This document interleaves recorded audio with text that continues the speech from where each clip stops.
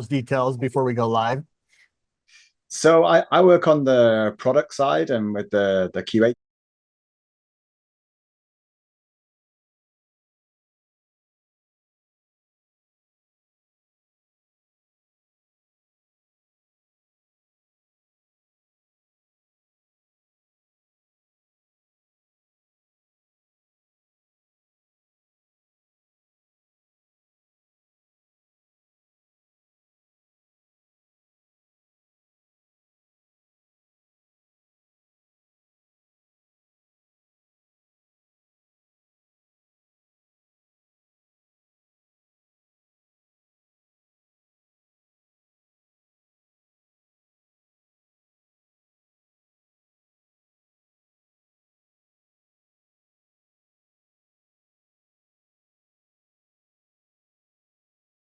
It's changed enormously as a product.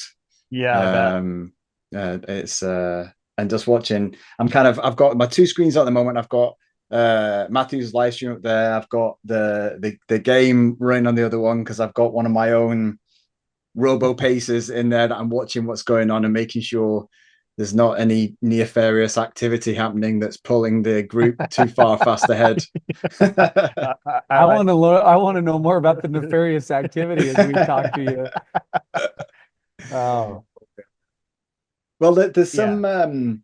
I think we've seen it a few times where the group can surge a little bit. Some people come in and they drive the pace up too high. So even though the robo pacer is set at a certain power output, if the group gets faster and faster, the front, it drags everyone forward due to the draft effect.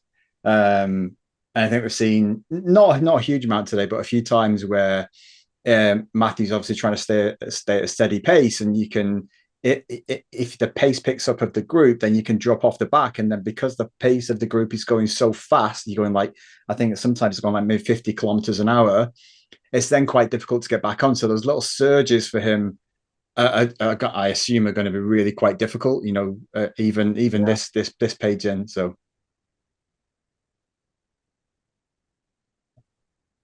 JT, we can hear all the We back. can hear that. I don't know what's happening there.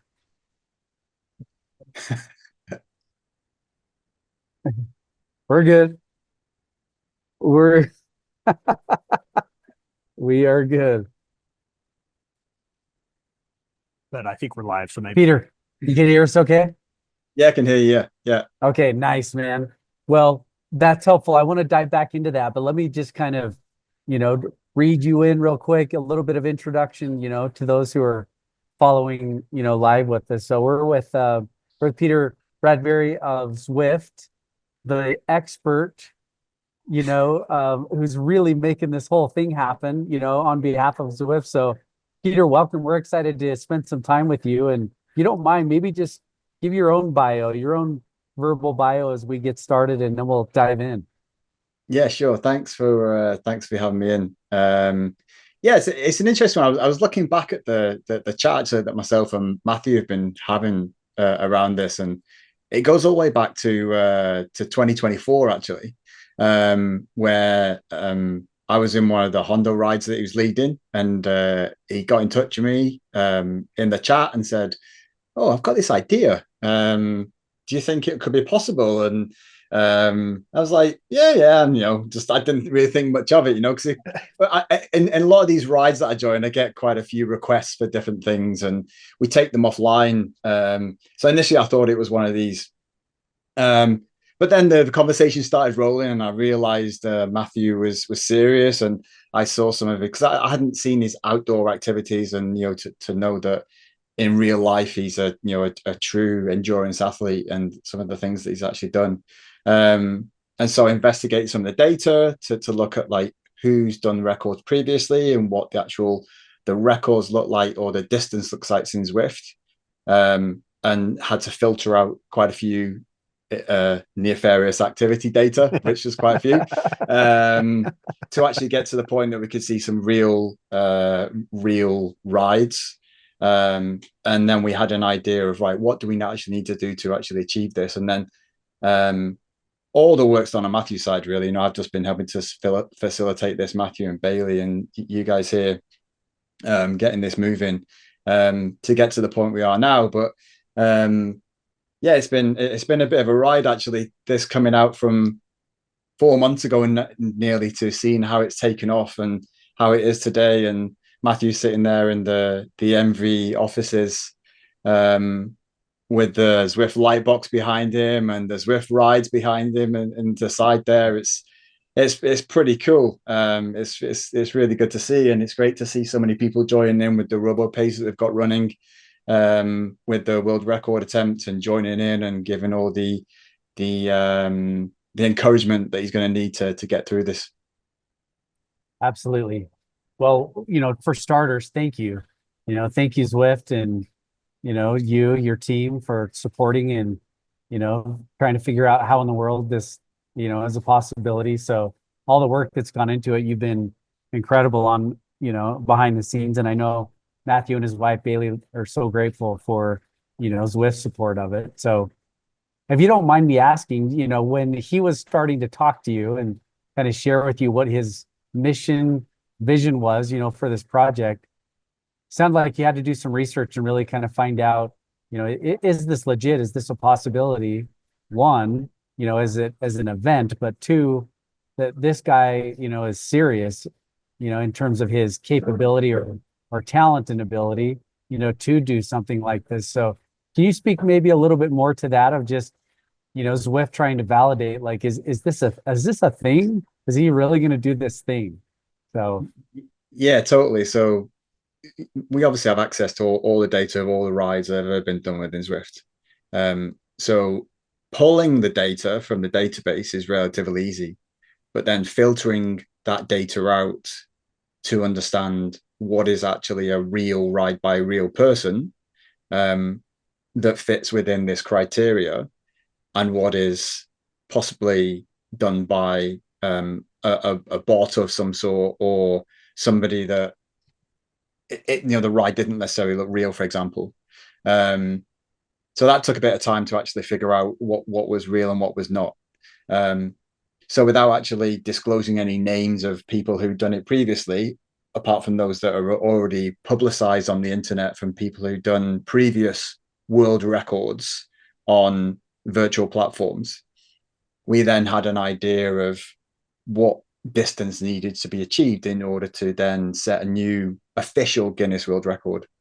And through the conversation with Matthew, we discussed around trying to make this official, because just somebody sitting in their house doing a 24-hour ride, whilst that's spectacular on its own accord, somebody having the endurance to do that, actually having it validated by Guinness and also WUCA doing the work that he's got to do with WUCA as well, just really makes this a legitimate record that then sets a bar that I'm sure other people will come across in the future and try and attack it, but at least that's a new bar, that's an official record that people then can say, this has been above board.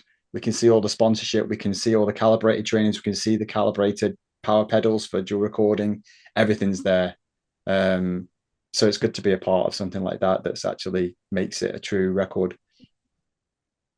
When you think about that, just for people who may be chiming in or hearing about this, I often, think virtual riding is not real riding, or, that's different, or, it's a different component altogether. And obviously bike handling outside is not, riding a trainer, but everything else considered, how does one validate the comparison between virtual riding and outdoor riding? It's the two totally different disciplines, apart from the fact there's a human being turn the legs over and over at 90 RPM. I think that this, in some respects, I've not done any endurance riding, so I can't say, but I regularly go out on group rides for 4 or 5 hours. I know how hard that can feel for 4 or 5 hours, and that's with a couple of stops for a chocolate bar and a sit down, let alone sitting in a TT position for. I don't actually think I've seen Matthew move this more today. Has he moved yet? I saw him stretch. I saw him stand on his pedals once, and we're 8 hours in, right? Yeah, I know but he stood up once. Unless he's actually, I've not seen him take a nature break yet, for example. Not that I've seen. Yeah. And when you get to At our age, you're stopping every couple hour and a bit, aren't you? Yeah, So absolutely. Absolutely. We're right there with you. Absolutely. so that's impressive as itself. So yeah, I think that they're two very different disciplines, outdoor and indoor. The fact that he's actually done an outdoor record as well, the one he did in Sebring about 5 or 6 weeks ago, You're right. shows how legitimate it is. And the fact that he wants to take on the same record to do within a virtual platform on Zwift shows that actually this is a legitimate platform. You see it with esports, you see it with the amount of people that are joining today, even I'm just looking at on Watopia now. So even in Watopia, there's like nearly 3,000 people riding concurrently. And a lot of strong riders sitting with Matthew in this pace group at the moment. So it's Zwift's now been running for just over 10 years. We had our 10-year anniversary not long ago, and you can see how much esports actually means, indoor cycling means to the majority of our community. It's amazing. It is amazing. I mean, it's remarkable how many people, are utilizing virtual riding and Zwift in particular. I mean, we are on it. We both are. I mean, we love, what it is and what it does, and it's not just get on and kind of gimmickly, spin the legs. It's a literal community. Can you just kind of dive into that and why the community of virtual cycling has blown up and what it is about, people, in the confines of their own comfort of their home, connecting with people all over the world. And why does that work? Why has it built and blown up in your opinion? And Peter, can I tack onto that great question? Because Matthew had us connect with 4 different people today. 3 of them are in Europe, and 1 of them is in the Midwest of the United States. Matthew's never met these guys, but they are as tight of a group as you'll find as best buds that have been friends since middle school. You know what I mean? So that's what has been created. So talk about that part of the community too, and the connection that's been created there. Yeah, a perfect example. I was at Zwift Community Live week before last in Mallorca. So I don't know if you heard about Zwift Community Live. So this was essentially Zwift putting on an in real life event in Mallorca for a week. Where Why aren't we at that? Yeah, we want to go to that. How do we get invited to that? So it was the best week ever. Honestly, I felt in such a bubble. That people from all over, the community members from all over the world, descended onto Mallorca, this tiny little island that actually is really difficult to get to from anywhere else but Europe. And there was people from Australia who'd taken 4 flights to get there. There was a guy from Japan, the founder of Jet Cycling. He took 4 flights and 34 hours to get there. There was a guy from Ukraine who'd never ridden outside because of the war, and he was able to go to Zwift Community Live and meet all these people that he'd actually been cycling with throughout the war in Ukraine, and actually was able to cycle and meet them in real life. And there was this amazing connection every day of 100 and I think it's like 130 guests that were there. Every day they had this. There was just like this amazing vibe every single day around everybody. They had this connection in cycling, and people who had never met each other at all in real life, but had been speaking over Discord or chats in game, were then able to come together in real life, and they got on like they were best mates. They'd known each other all their life, and they could physically ride with each other in real life. And then to top it off, we had Sir Chris Hoy there doing speeches, and Mark Cavendish came. Rasan Bharti, if you know Rasan from the Bharti Foundation, multi-national road race champion in the US. And in fact, I've just chatted to Nathan Guerra, Nathan Guerra from that does all the Zwift Community Live for the racing. Him and I think Gabby might come on later on. I've just messaged him, so he's gonna hopefully come on with Gabby for a little bit, Gabby Guerra, and join the ride. But I think it's just the essence of community, you know, that everybody, you can come on here, you can stay on for half an hour, you can stay on for 5 hours like these guys do. I don't know how they do it, but they do it. And they can just get on, and there's no airs and graces. The conversation is always positive and towards everyone that's happening. Some of the hot Hondo rides that I know Matthew rides, or the dirt rides, or you know, whatever you want to do within Zwift, there is something there for you. But the majority of people who ride on Zwift are not racers. They are, you know, just general people who just like to ride the bikes and keep fit. And they'll come on there and they can chat to anybody and have a nice workout and have a good chat, and then leave and be content at the end of the day. What can you say to the idea that as people suffer and do hard things together, that it galvanizes that connection or that relationship? Because I think this might be the secret sauce of Zwift, deep down, that exists in Zwift, and which helps create that community. Yeah, totally. You know, that can be a, you know, group workout. You're doing crazy VO2 intervals, and you see that if you ever join a group workout that's quite difficult, that if someone's struggling, the others will encourage them to continue, because it's not a race. You're all in there together, and because it's banded, you can all ride at your own workout intensity. And just riding around, you know, you think back to, I don't know how long you guys have been riding on Zwift, but you think back to the original incarnations of the robo pacers, or the pacer bots that we used to have. The way that they took off was incredible. You know, how they first started within Zwift. They're running on someone's PC under the desk in Long Beach, and then they're like, oh shit, there's quite a few more people joining these than we thought. We should maybe get some servers. So you know, they eventually, you know, quite quickly made their way onto the sort of the AWS servers. And before you know it, you know, you jump onto the rower pacers, and there's hundreds and hundreds of people on all the different rower pacers every single day. And that's a great way to either get a workout, jump between the different rower pacers, or just sit at a nice easy one and cool down after a hard ride. And there's always chat. There's always people in there that are, you know, selling jokes. It's generally, I don't think I've ever seen anything political as well, which is nice. You know, you can get away. That's like the essence of cycling. You know, sometimes, you know, if you cycle outside, when you're cycling, you don't think about anything else apart from turn the pedals. Nothing's going through your mind. You have that hour where you not think about work. You're not thinking about what I've got to do next. I've got to clean the car. I've got to go and take the dogs for a walk. Whatever it is, you're just enjoying that hour of pain. It can be sometimes, or tranquility, depending on how hard or easy you're going.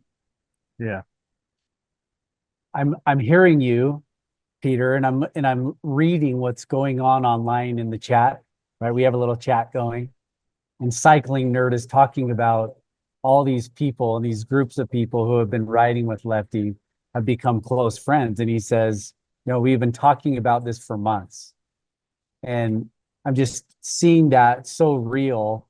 Friendships are being built, you know, on this virtual, you know, world. And in my head, I have to be honest, I don't really love most social media. I don't love online a lot of stuff.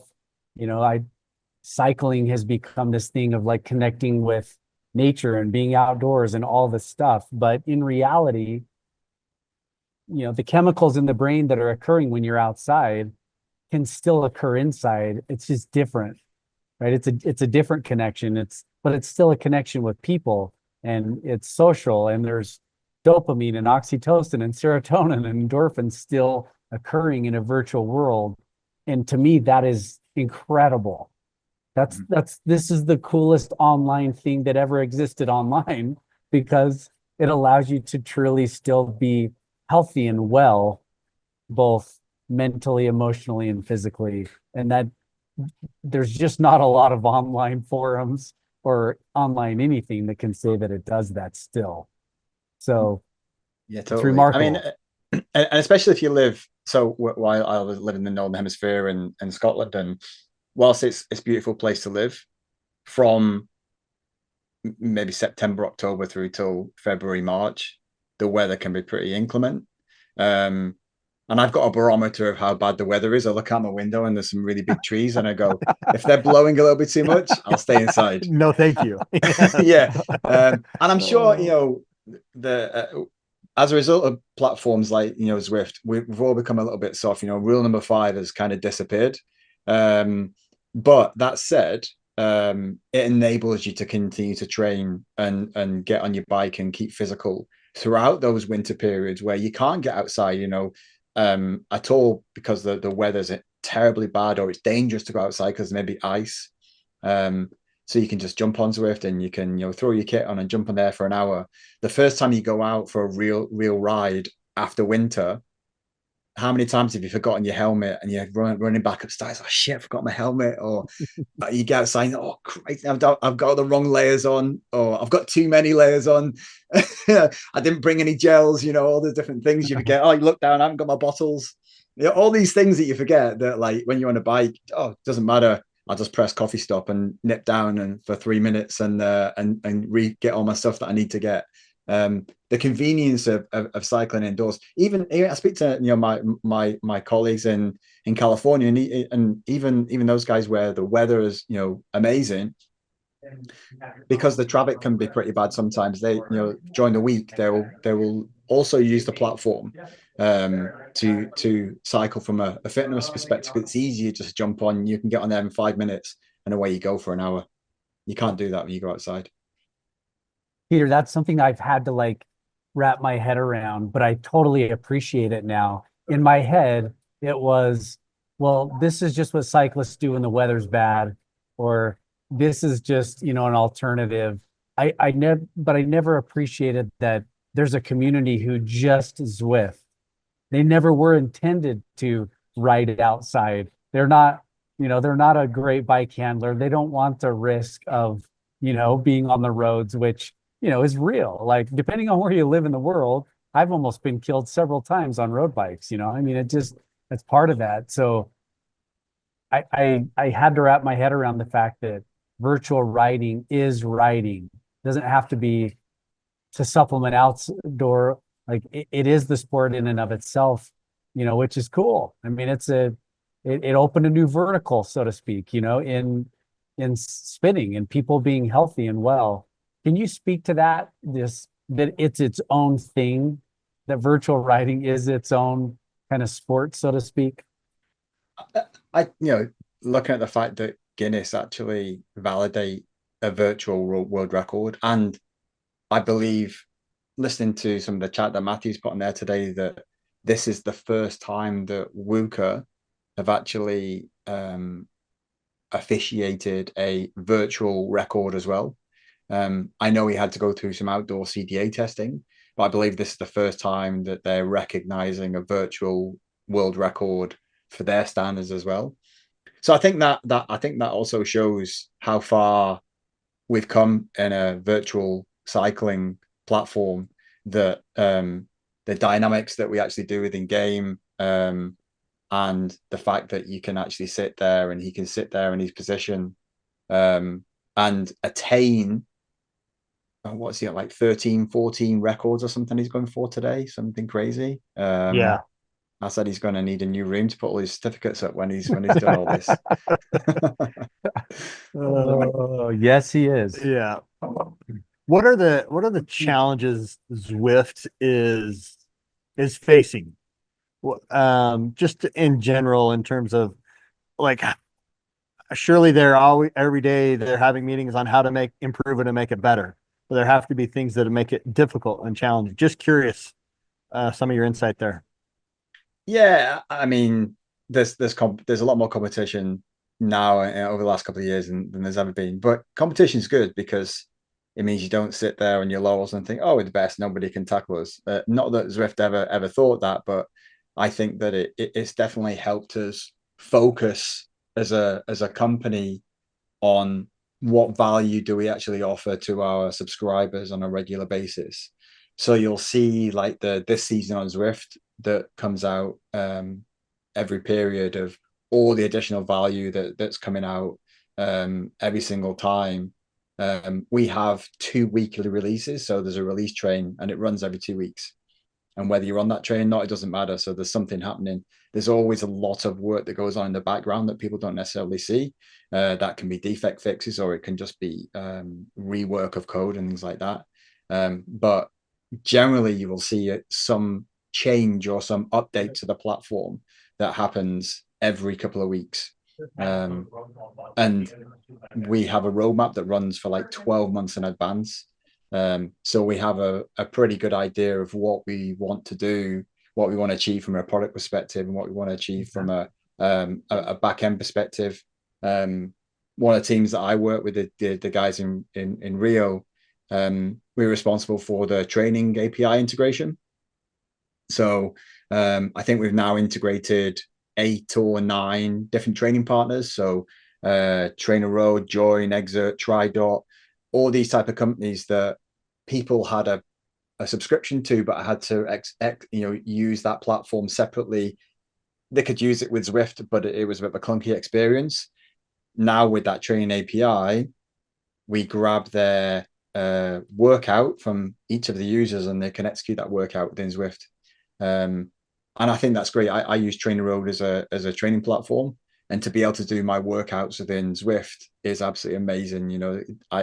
It's actually quite interesting looking at the stats, how many more people now are working out in Zwift on a more regular basis than they were before, because we enabled that connection between the training platforms. And the training partners love it as well, because people are using their platforms more than they were before, because they also had a subscription with Zwift. I'm like, oh, this is great. I can do my workout on Zwift, but also get all the data back to the platform that it originated from. So there's little things like that, that take a bit of time, but the implementation of them is great. And we've got there must be another 25, 30 partners that are sitting in the background wanting to integrate with us. Some of those are running partners, and obviously they're next on the list after the cycling ones, but they'll be coming at some point as well. So so we capture all that type of audience. Yeah, it's really interesting. I mean, as I sit and think about it, you've made the treadmill or the trainer, you've made it cool again, or cool for the first time. You know what I mean? Like, it was something that was always so difficult for so many of us to. I'm speaking from personal experience. My winters, I really struggled on a trainer, just watching a movie and just trying to turn the pedals. But now I have so many options when I go into Zwift, and I love your training plans that you have. That's my favorite part of Zwift, to just select an endurance day or an interval day or whatever, and plug and play in it, and off you go. And it walks me through it, and I've got ERG, and it's just it's really pretty great. So yeah, and I think with see behind me there the Zwift Ride, the CP team, which based in London. These guys developed that the bike. The original bike this was from was like this crazy Tron bike that lit up. That never really made it to market. And so this was the sort of the love child of that, shall we call it? Okay. And this is an incredible piece of kit. So I've been using the Zwift Ride now for maybe probably over 20 months. So maybe 6 months before it actually came to market. And I think it's one of the best pieces of kit ever to have the virtual shifting built within the bike, and to have the different options to be able to use a SRAM setup or a Shimano setup, or to have a climbing set of gears, or to have a flat set of gears. So regardless of which terrain you're riding on with Zwift, you can select your different setup, but you don't have to grab a different bike. You literally just go on one bike all the time, and it's there ready to go. And now there's Wahoo, who are our partners to start with, to integrate the firmware, because all the firmware is actually done within the trainer itself. But there's so many more partners now who are wanting to integrate to make the Zwift ready bikes. So at some point in the future, I think most smart turbo trainers now in the future will be Zwift ready. So you can essentially click on the click or a set of plays or a Zwift ride, and you'll be able to use it with any bike at some point in the future, with any trainer, sorry, at some point in the future. That's amazing. That's pretty awesome. It is cool. You're running the new bike, right? Yeah, I agree with you, right? I mean, now you don't have to mess with the hardware, very much, just by having this Zwift ride, and I've loved it. I mean, it's been pretty cool to just have that, set up, and the shifting is all really cool. So when you're in the war room with a bunch of Zwifties, I'm not sure if you call yourselves the Zwifties, but I tend to think like these are brilliant people. Like these are really, really smart people. When you sit in the war room and you just, put your foresight hats on and think, where does this go? Like, maybe you can't say much about what the future of Zwift looks like, but can you just speak to that a little bit? Like, where do you believe the industry goes? Yeah, I sometimes have to pinch myself that I'm actually part of this team, to be honest. Sometimes like feeling of don't belong. But I think that Zwift can go anywhere it wants to, really. That's the ultimate. And it's all about our community, is listen to the community. What do the community need to actually make them more successful? Let's give them. One of the things that I think we're going to invest in is more tooling for the community, so that they can set up more events themselves, and they can set up different routes themselves, or custom routes themselves. Or interestingly, and this is something that I find out that I don't think anyone knew existed. Throughout the test events that Matthew has been running on the Hondos on the Saturday, I created like a pacer bot, which is not this pacer bot, but the same pace, that joined that ride every Saturday. And he wanted to extend the ride to longer than just 100 miles. But as a community leader, he didn't have the ability to do that within his tooling, whereas I did have the ability to do it from the back end. So even little things like that, there's maybe not a huge amount of rides that people want to organize for over 160 miles, but the option wasn't there to do it. So then he had to contact me in order for me to set it up. So there's that removing that little area of friction saves me time, it saves him time. And you think of that multiplied by the entire community. These ride leaders, we met a lot of the ride leaders in Zwift Community Live, and some of the things that they talk about you don't necessarily realize, because you don't live and breathe it as a community leader, and all the work that goes in, all the manual setup and everything in order to set up cycling series that they do and manage on a weekly basis is quite incredible. But they've obviously got the desire to do that because they love the platform and they love the people that they cycle with, so they're quite happy to do it from a voluntary basis. So the more that we can give these people who do that, the better it's going to make their experiences, and the better it's going to make the Zwifting experience as well. Fascinating. Yeah, it's really interesting.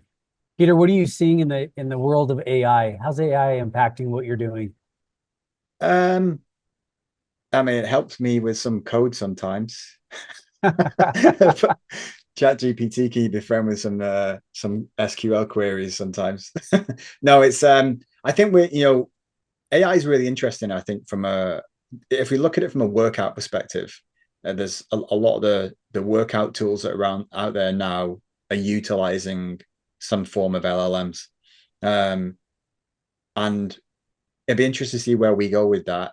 I think that we've talked in the product side around what we can do, for example, to make that workout experience better. So, for example, wouldn't it be cool if Zwift knew, with all the wearables that we have at the moment, people, I don't wear them anymore, but people have Whoops, people have O-rings, they've got Apple Watches. There's always some sort of wearable that a lot of people have these days.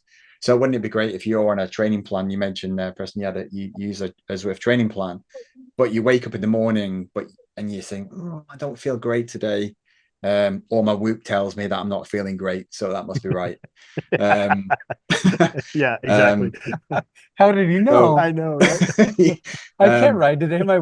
My sleep score was too low. Exactly. Yeah, Yeah, exactly. yeah. I feel great, but my Whoop tells me I'm only 10%, so that means I must stay in bed. Right. But yeah, so you're in that scenario, so we can see the data. You can see that maybe your heart rate variability is poor, or your resting heart rate, or you feel maybe got something brewing. But on your workout, you've got these crazy VO2 intervals. So really, you shouldn't be executing that based on the metrics that you've got coming. So wouldn't it be great if Zwift says, actually, you don't look great today. Here's a separate workout that's maybe aligned to how your body is saying you feel. And here's the course that we think you should execute it on. It's a nice flat route. So just do 45 minutes of this. So you take away the guesswork of it. So you just jump on and everything's set up waiting for you. You've removed that barrier and you just get on your bike and ride. You execute that 45 minutes. And then hopefully the next night you sleep amazing and your Whoop says, there you go, 98% recovery. Let's go. There you go. I would love the day that I wake up, get on Zwift, and Whoop has already told Zwift to just send me a message that says, Tom, go back to bed. And if Zwift tells me to do it, now it's two witnesses. That's right. Whoop plus Zwift says, Tom, go to bed. And I'm good, man. Then I can just be guilt-free. And even if Zwift sent a message to all of my group who was supposed to meet me, like, hey, Tom's score says that's a great idea. So, I actually quite like that idea. Because if I have to tell the community that I'm off, then I feel shamey. I feel sad. But if Zwift just told the community for me, that'd be helpful. So automatically put like an out of office in your Zwift companion. There you go. Even better. I love this. So intuitive. Oh, that's awesome. I mean, who knows? That could be I'm not saying that is the future, but that could be the future. The way that these things are going, you could literally just sit there and wake up and go, nah, this is not for me today. Press that button. Companion sends a message to all the people you're going to ride with, saying rather than turning up to the group ride on Zwift and going, where is he? And the pacer bot says, "Oh, Whoop said he needs to take a day off today." Everyone send you love and prayers. What would be even better is if the pacer bot was like, "Oh, Tom's sleep score was 20, so he has to pull harder to keep me in the group." Yeah, that's funny. Because I can't afford to take a day off, or my community will drop me. So. Interesting. I was listening to I was listening to Geraint Thomas' podcast the other day. He's got a new one out with Luke Rowe, and they were talking about Paris-Roubaix. And he's proper old school in relation to the way that he tackles things. I quite like it. But it's quite refreshing because he was saying that at the end of the classics, when the teams at the end of the classic series, they all used to go out and have a few shandies to celebrate that it was the end of the classic season. But he said now that the seasons seem to merge into one. A lot of them are going on to now do the Amstel Gold Race, for example, that they won't go out at all and even have a drink. And he's like, they should just go out. It's not going to, having one day off and having a few drinks, or even going out and having a good time and letting your hair down a bit, not saying having to drink, is great for you. And then have another day off and actually you'll feel great afterwards. And I quite like that attitude. I think a lot of time there's this thought process now that we have to continue being fit all 365 days of the year, rather than it's okay to just join a D-pace partner once in a while and just spin your legs for 45 minutes. It's okay to chill out and not do anything for a day, rather than bust yourselves all the time. Because it keeps you then wanting to come back. The worst thing you can do, the amount of people that I've seen of cyclists over the years, I'm sure you guys have seen it as well, that have actually gone and done some crazy ride like the Tour de France route, and then basically dropped off the side of the cliff, and you don't see them on a bike for another 3 years. It's cycling strange like that, how we lose people for very strange circumstances. and hopefully Zwift enables people to continue to do that, because you don't get burnt out. You know, there's always people to jump on and ride with, regardless of how you're feeling. So true. Yep. Agree. That is a cool component of it. So, well, Peter, when you guys, started on this project with Matthew, what did you hope the results would be? What's a great outcome? I think that he absolutely smashes the record. So what am I on now? My guy's been running for 10.5 hours now, because I was on for a few hours before, just cleaning things up. I hope he sets a really high bar for both the Guinness record and also the WUCA records, that actually want other people to try and attempt it as well. I think that, having other people try and attempt it is great for cycling, and great for endurance cycling, and great for Zwift. It shows it's a legitimate record. Him doing this shows him as a legitimate endurance cyclist as well, in this world. I think that'd be great for him to get, the record that he's trying to get to. It could be superb. Me do too. I mean, it's amazing. I mean, even sitting here talking to you and just kind of watching this is remarkable. What's in motion. So that's cool. Any other thoughts that you have? Any other questions, Pete, that you have? No, yeah, I'd just be curious if there's anything else you wanted to share with the listener today.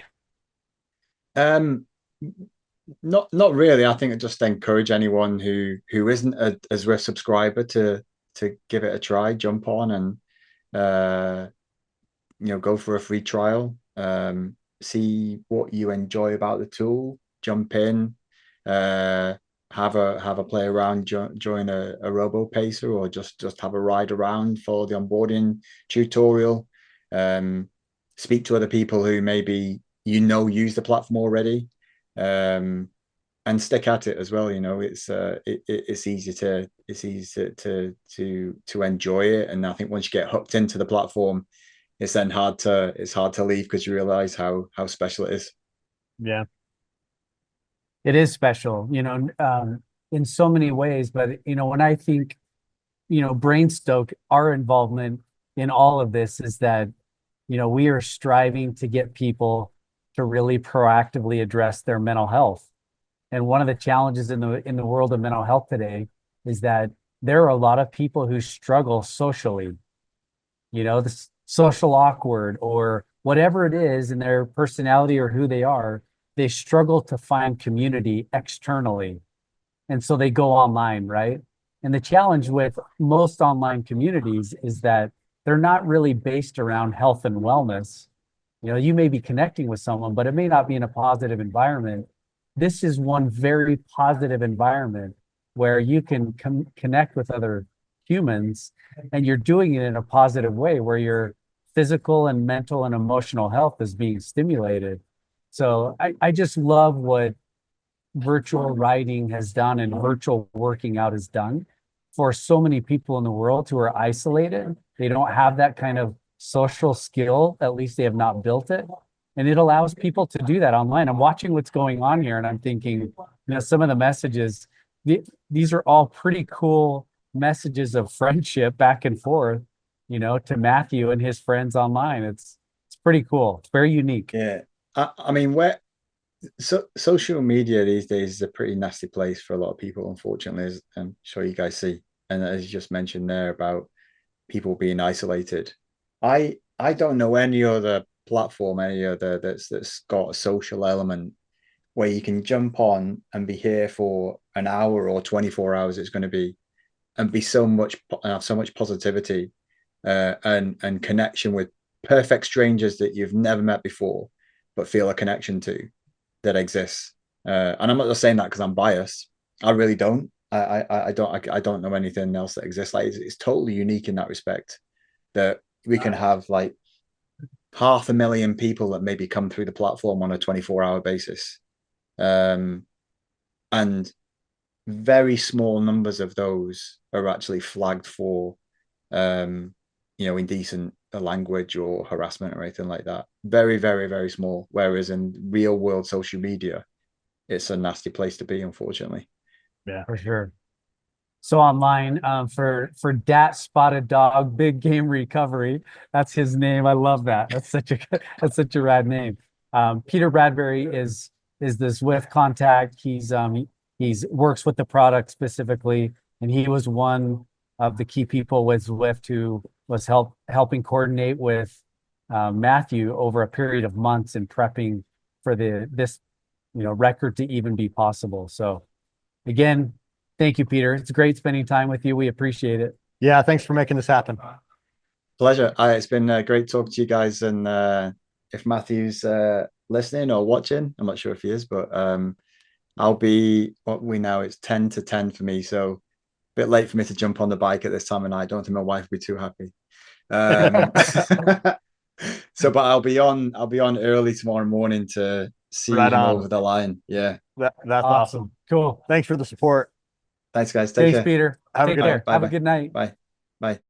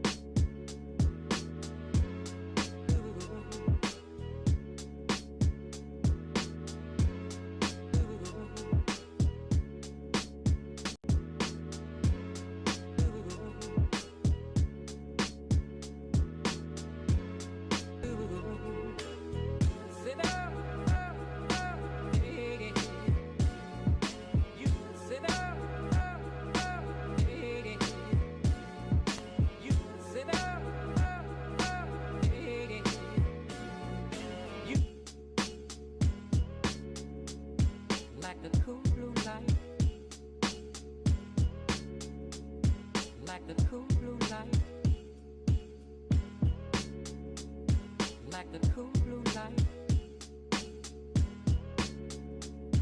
like the cool blue light, like the cool blue light, like the cool blue light.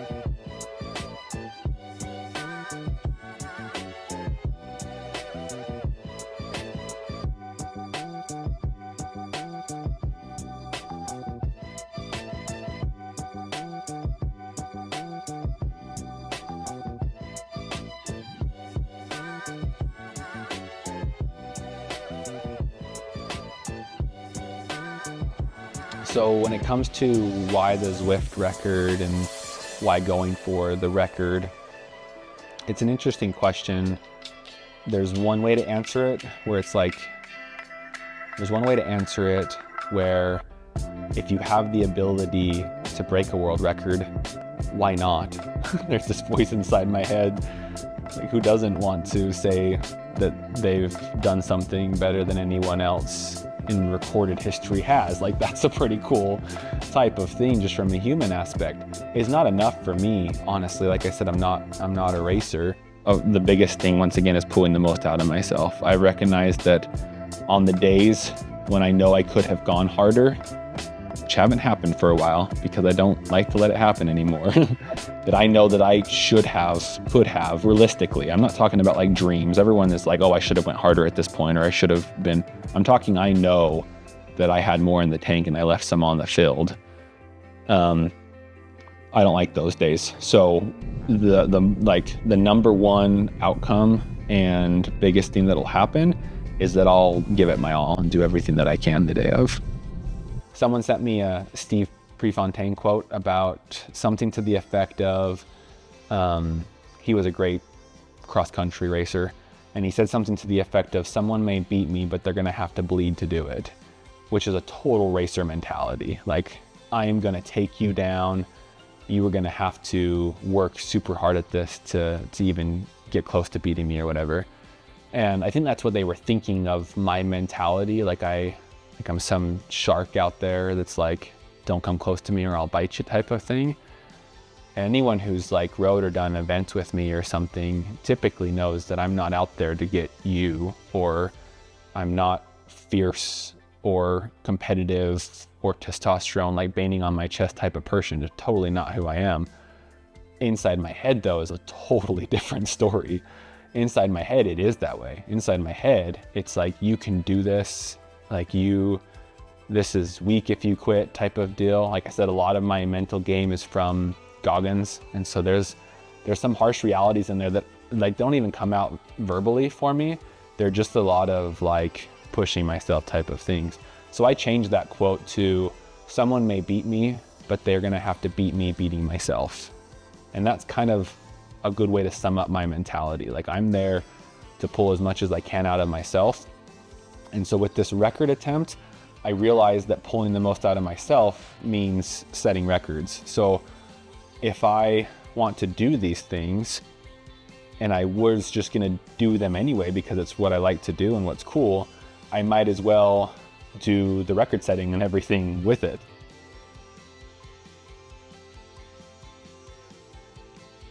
So the optimal, like, top of the world outcome would be to accomplish like all of the goals, which there's quite a few. We're talking about this as if it's a record attempt, but there's the Guinness World Record attempt, there's the longest known Zwift ride, and there's the World Ultracycling Association World Records. Each of those have their own dynamics in terms of challenge of completing them. And some of those from like a logistical standpoint, that we have a lot of like rules and guidelines and things to follow, and we could be disqualified by messing up there. Then there's also the physical aspect of accomplishing them. Something that's really kind of interesting about this attempt is that the World Ultracycling Association hasn't actually had virtual records happen yet. They have a process for doing it, but there's none completed. So, and I don't know if we add this now or later or something, but a little like sneak peek into it is that, and as long as I pedal for 24 hours, I'll technically set 12 world records because they're uncompleted. So it'll be the fastest like 100, 200, 300, and 500 mile ride, the fastest 100, 200, 300, 500, 1000K ride, and the longest 6, 12, and 24 hour ride. Realistically, 6 or 7 of those are going to stand for a while. I don't know how long. There's so many amazing people out there. Who knows who comes and goes for it. My hope actually is that some of those don't stand very long, and that people go out there and get after it. And I mean, I'm gonna put, because the whole thing's pretty fast, so I'm gonna put up a pretty decent 100-mile time, but not unbeatable if that's your goal. Like, I'm gonna cycle 20 hours past that. So someone should go out there and get that, because they're like, oh look, this guy set all these records, I can go and get that one. That's cool to me. I love to inspire, and it's been really cool part of this to start sharing as much stress and challenge as it has been. It's been really cool to hear from people that them seeing me makes them want to do more, or made them push harder today or something like that. Like, especially because naturally as a therapist, I want to do that for people, is really cool.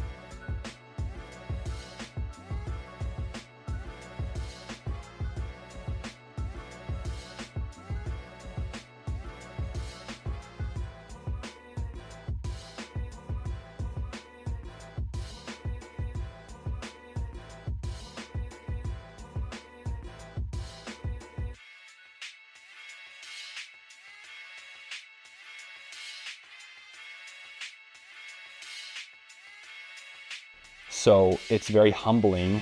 It's been very humbling. I think this is one of the keys. I think there's many keys that have made me a really good ultra cyclist. And one of them here is being a mental health therapist has made me see that people go through way harder things than I will hopefully ever go through, but certainly that I have up to this point, and done it with grace and dignity and power and strength, and most of all, positivity. And so when I think of like my cush life and the opportunity that I have to have a lot and to be healthy and everything, it means that the things that I'm gonna do, I'm going to take that spirit into them. And I'm not gonna sit there and complain about the challenge that I have when I know that you can go through incredibly challenging things and persevere. I am part of this system, a family, my wife and my kids now, but I grew up in a family with my parents and my brother.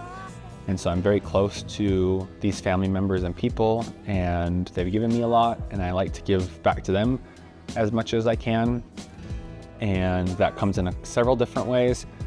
Around the time that I was thinking of taking on this record attempt, I've recognized that there was a lot of people who do charitable aspects to these type of things. It's just a good way to get some cause out there that you find important, because you have kind of a spotlight on what's happening.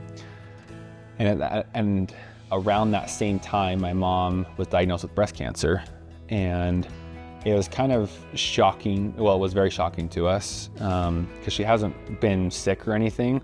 Luckily, it's all been discovered early enough that hopefully everything will be okay, and it looks like it's okay, but she does have to do chemo and surgeries and the whole 9 yards when it comes to all that yucky cancer stuff. And so, like I said, those kind of happened around the same time.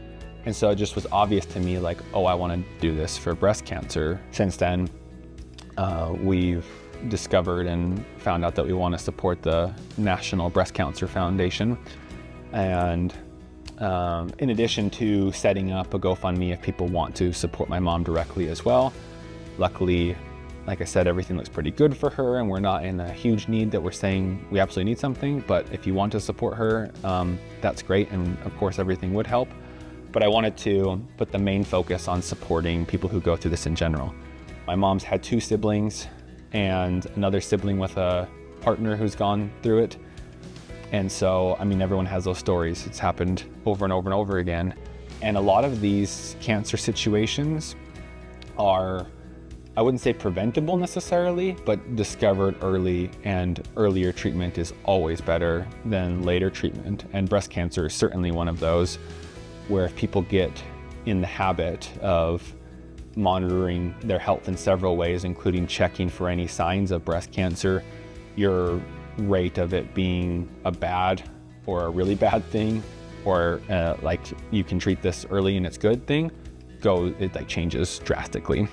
So that's a lot of the National Breast Cancer Foundation stuff, is trying to not incentivize, but make people aware of what they can do to take care of their own health. And so we love to support that, but they also support other aspects of it as well. So that's my like token to my mom, who's given me so much. It's my way of displaying my affection for her, to support something that she's going through. Like, she supported so many of the things I've gone through. And yeah, she's just always been there in my corner. And so, like I said, I try and be there in her corner now if I can.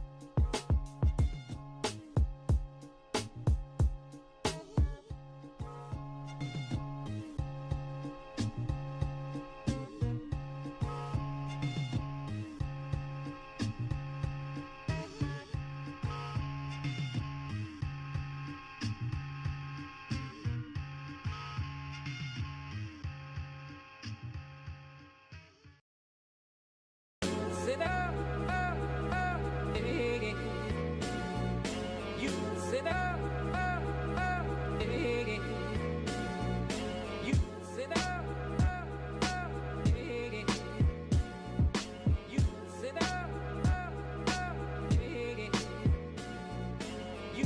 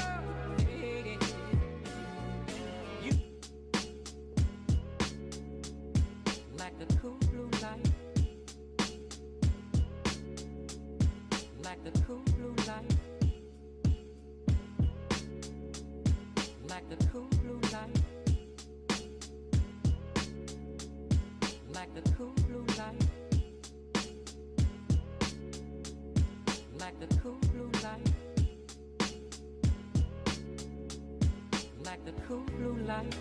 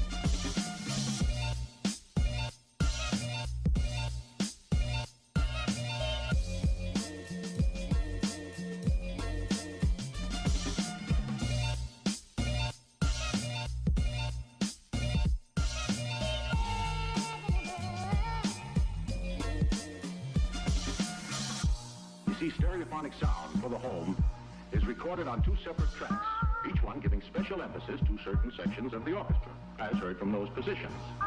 Now, when played back simultaneously on two separate systems, the sounds are blended together to achieve a new dimension in sound impossible to obtain in a monaural recording.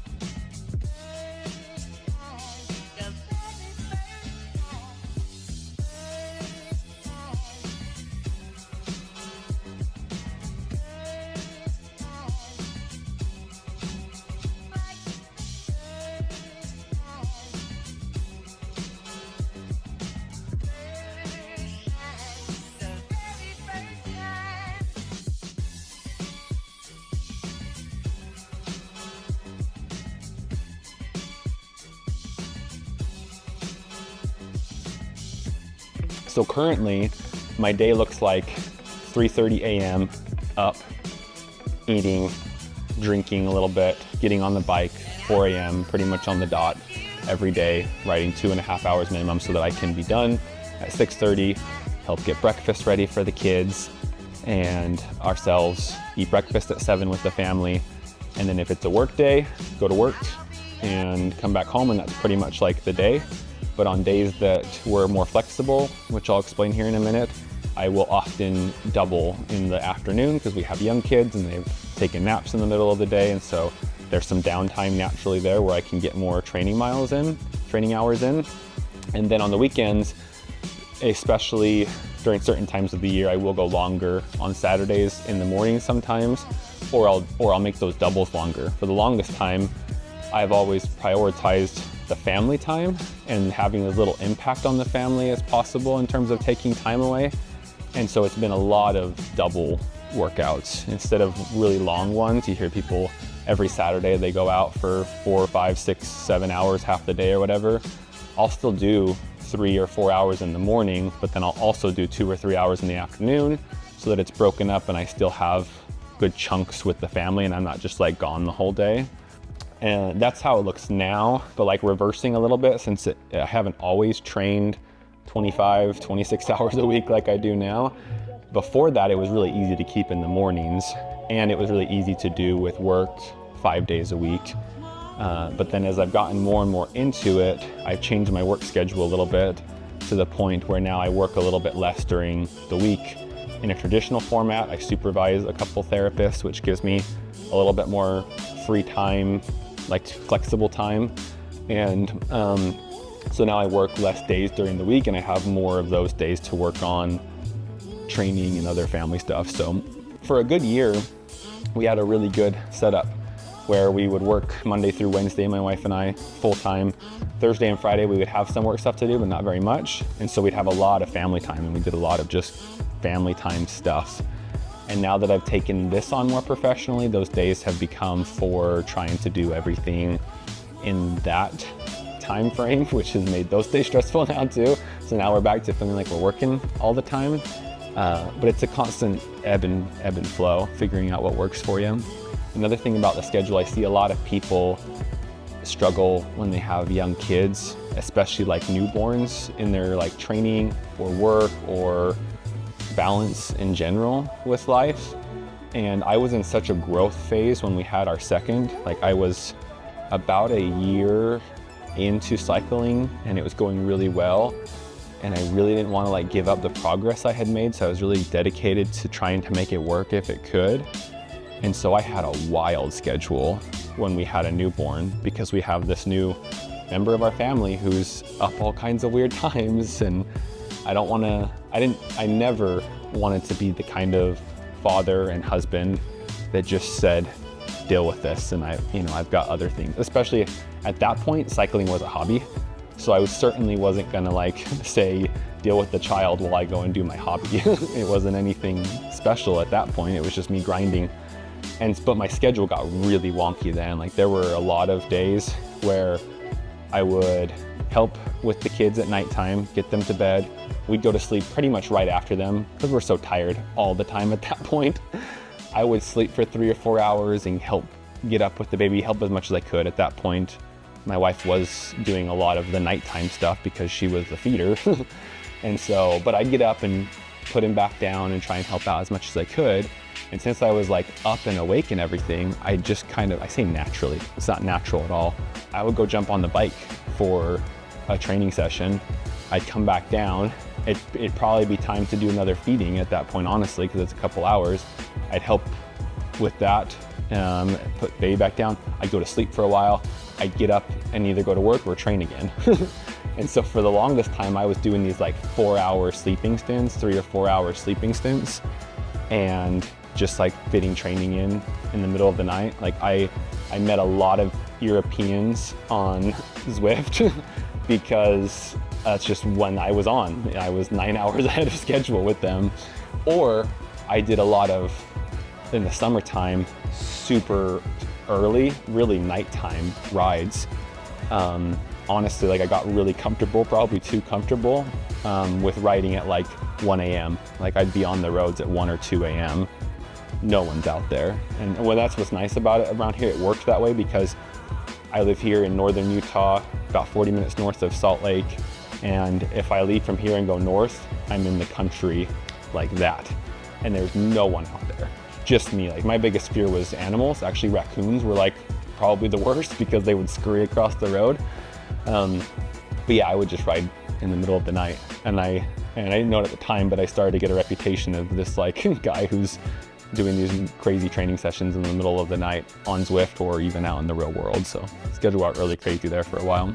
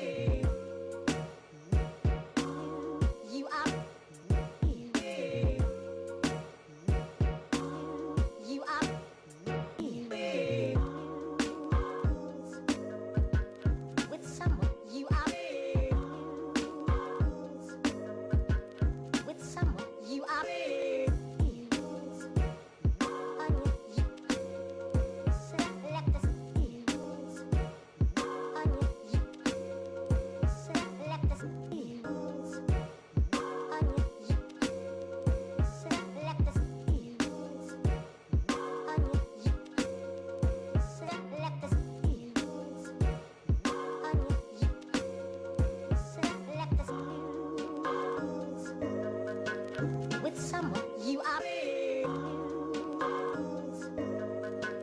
with someone you are.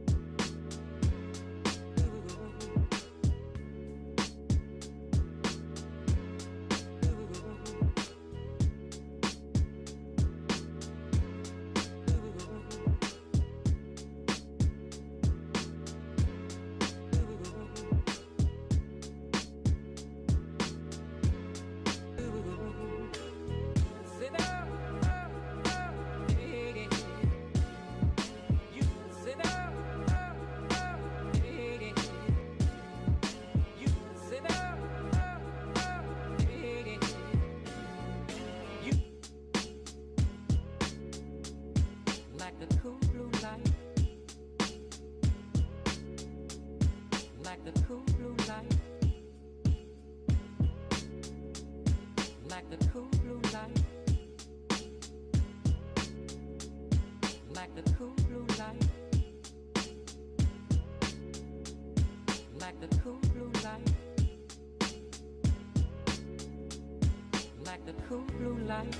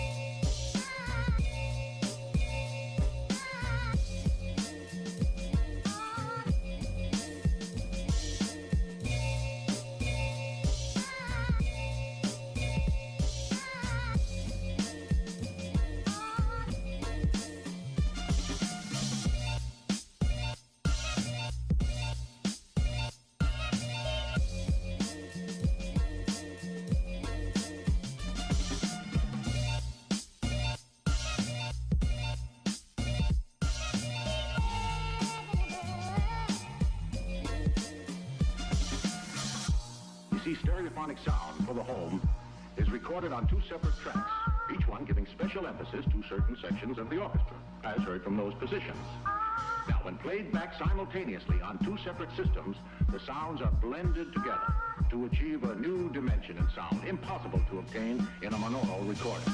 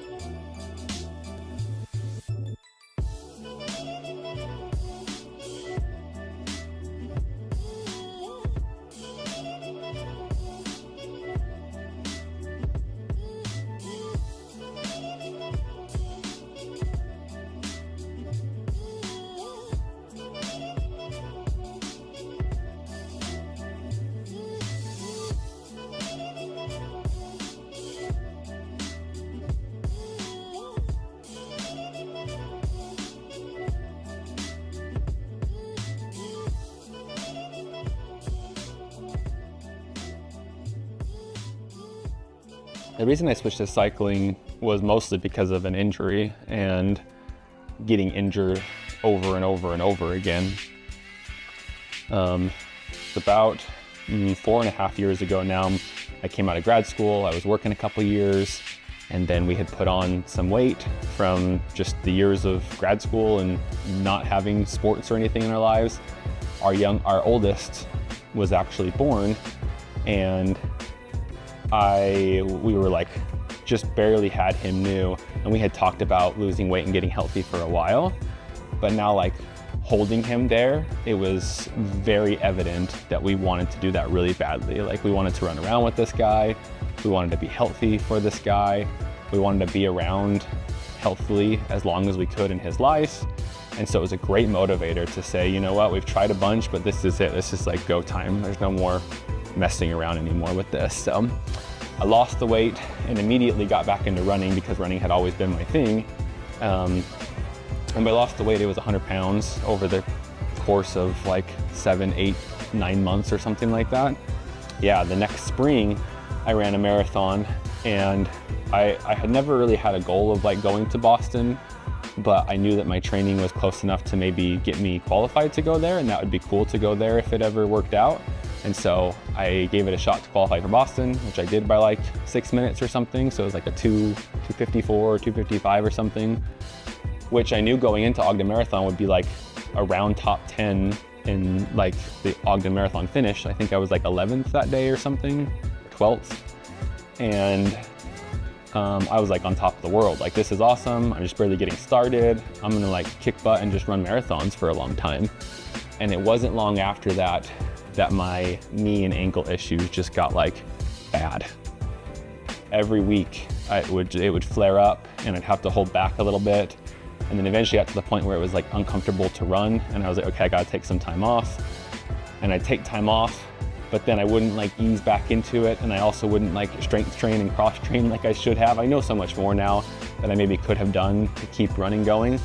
But eventually it just got so injured from my overuse of it and wanting to do more and more and more and go faster and faster and faster that I like couldn't run like basically at all. So what got me into cycling was my brother had a like Walmart mountain bike here in my garage. And I'm like, I guess I'm just gonna go try and get on the bike and see. I biked a ton as a kid, never competitively. There was never any like mountain biking or anything back when I was younger that was competitive like it is now.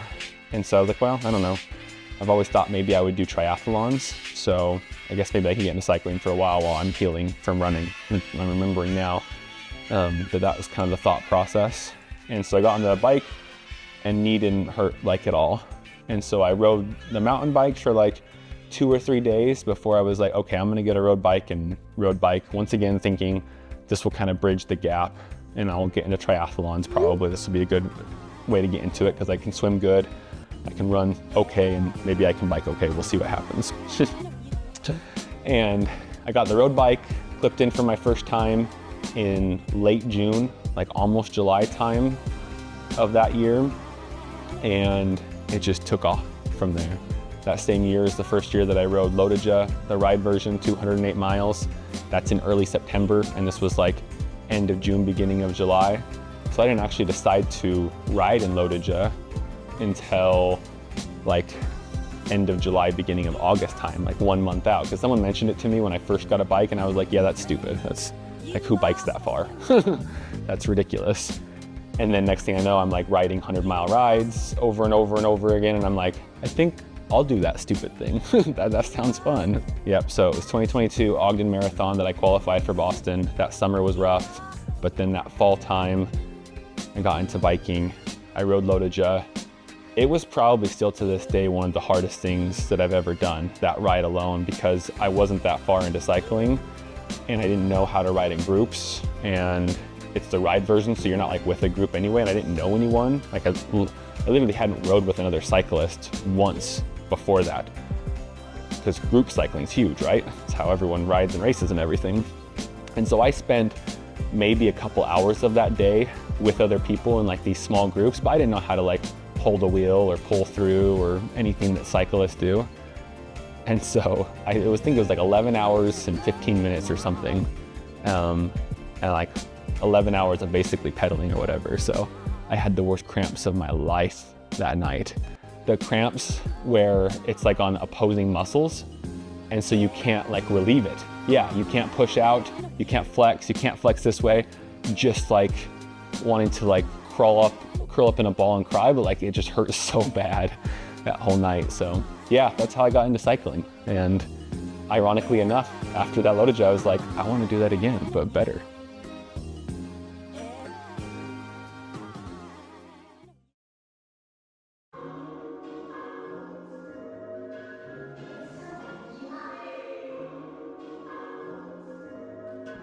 With someone you are. With someone you are. With babe. With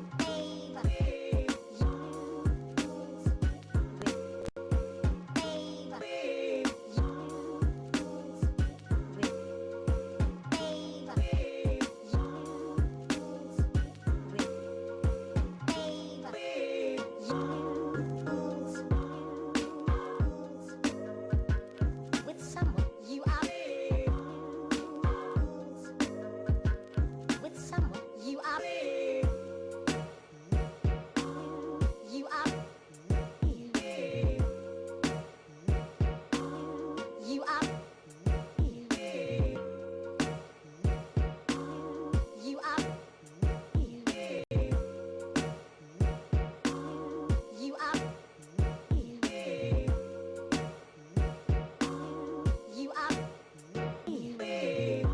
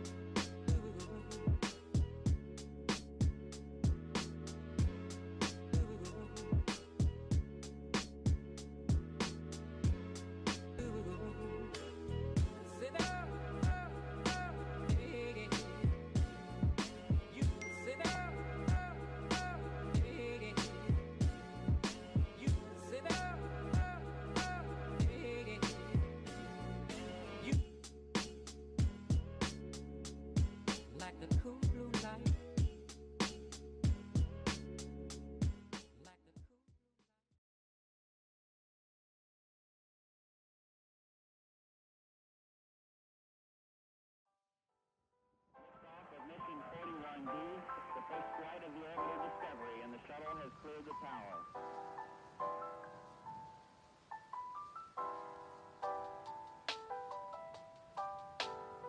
Every 4 computers now have primary control of critical vehicle functions.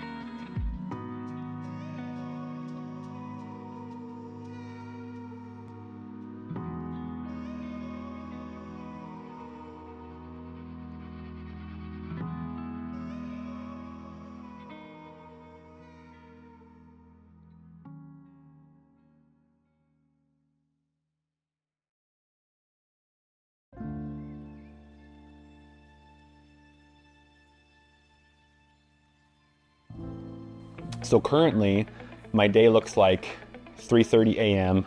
up, eating, drinking a little bit, getting on the bike, 4 a.m. pretty much on the dot every day, riding 2.5 hours minimum so that I can be done at 6:30, help get breakfast ready for the kids and ourselves, eat breakfast at 7 with the family. And then if it's a work day, go to work and come back home, and that's pretty much like the day. But on days that we're more flexible, which I'll explain here in a minute, I will often double in the afternoon because we have young kids and they've taken naps in the middle of the day. And so there's some downtime naturally there where I can get more training hours in. And then on the weekends, especially during certain times of the year, I will go longer on Saturdays in the morning sometimes, or I'll make those doubles longer. For the longest time, I've always prioritized the family time and having as little impact on the family as possible in terms of taking time away.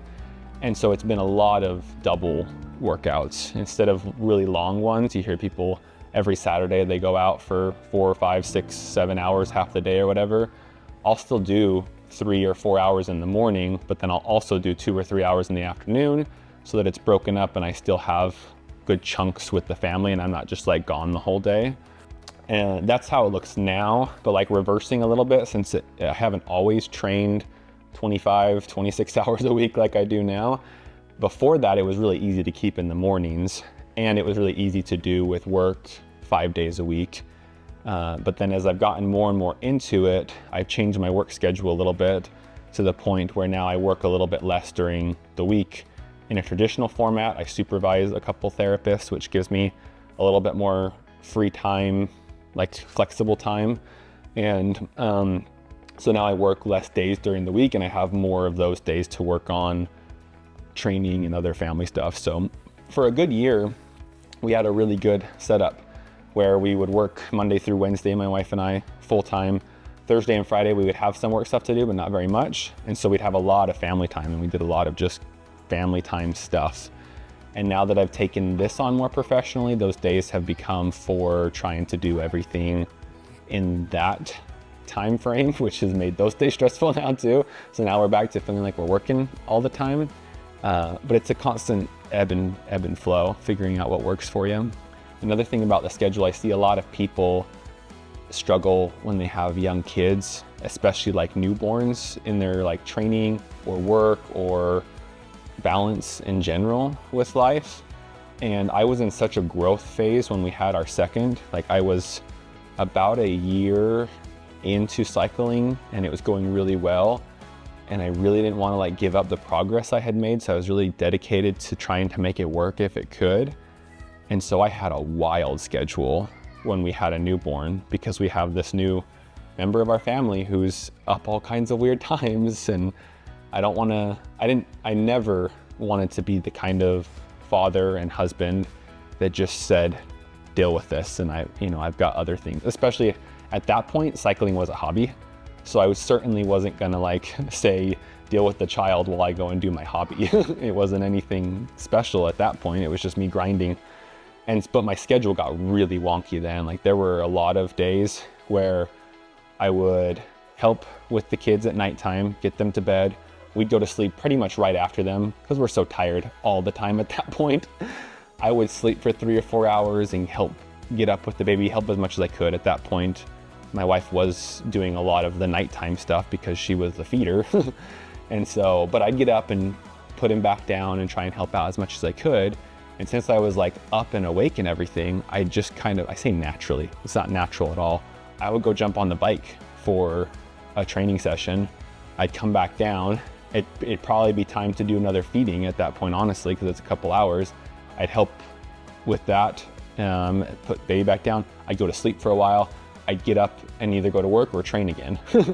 And so for the longest time, I was doing these like 4-hour sleeping stints, 3 or 4 hour sleeping stints, and just like fitting training in the middle of the night. Like I met a lot of Europeans on Zwift because that's just when I was on. I was 9 hours ahead of schedule with them.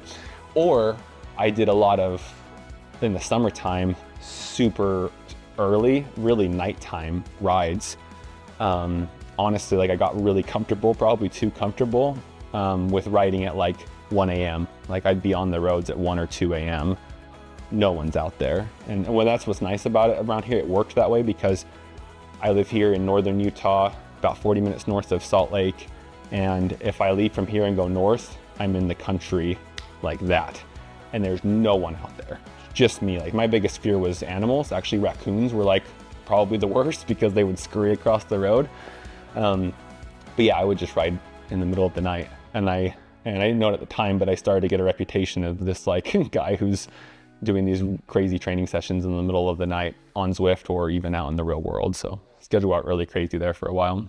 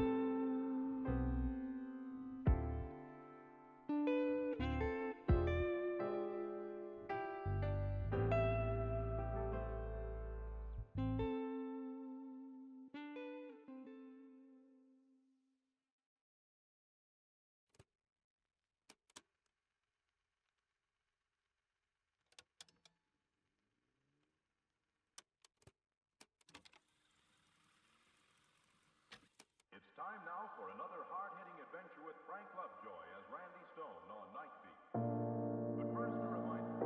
Tomorrow evening, join Brian Donlevy as he takes you on another dangerous assignment. Sunday, Douglas Fairbanks brings you authentic action stories based on activities of your government security agents. This new series is The Silent Men, and you'll enjoy the pulse-quickening adventures which the Silent Men bring to the NBC microphone.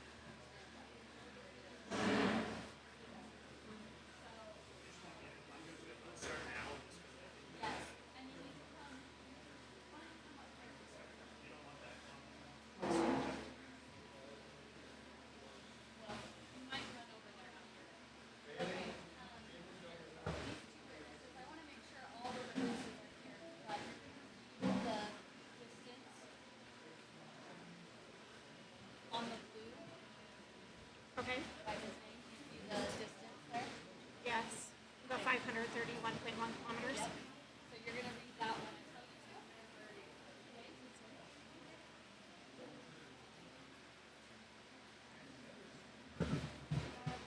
All right, awesome. We're just getting ready for the 12-hour timer. 531 point 4 just changed. 30 seconds.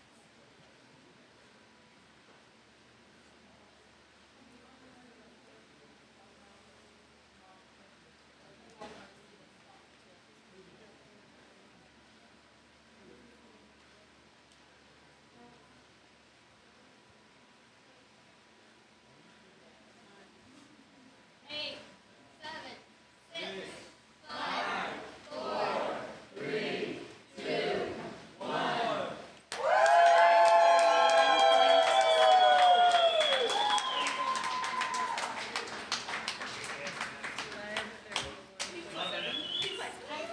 New unofficial 12-hour virtual cycling Guinness World Record.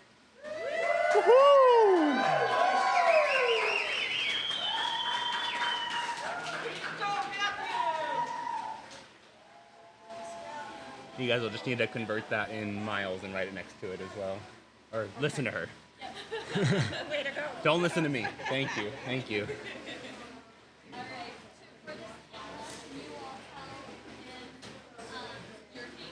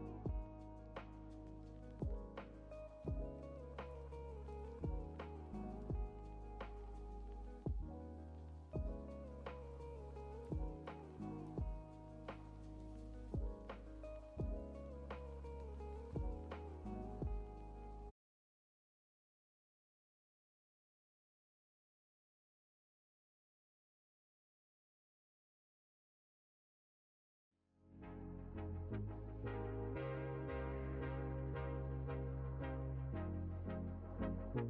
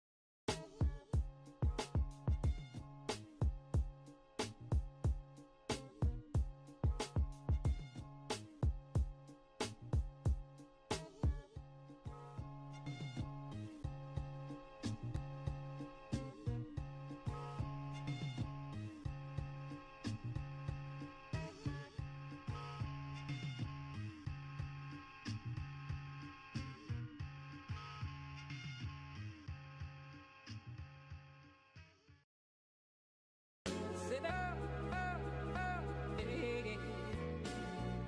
You sit up, hey. You sit up, hey. You sit up, hey.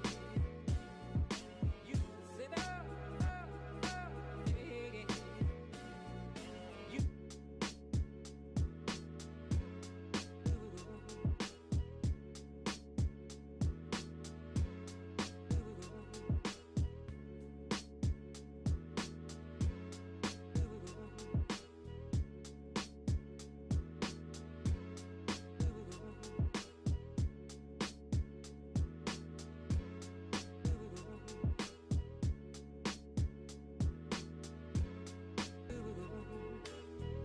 Sit up, hey.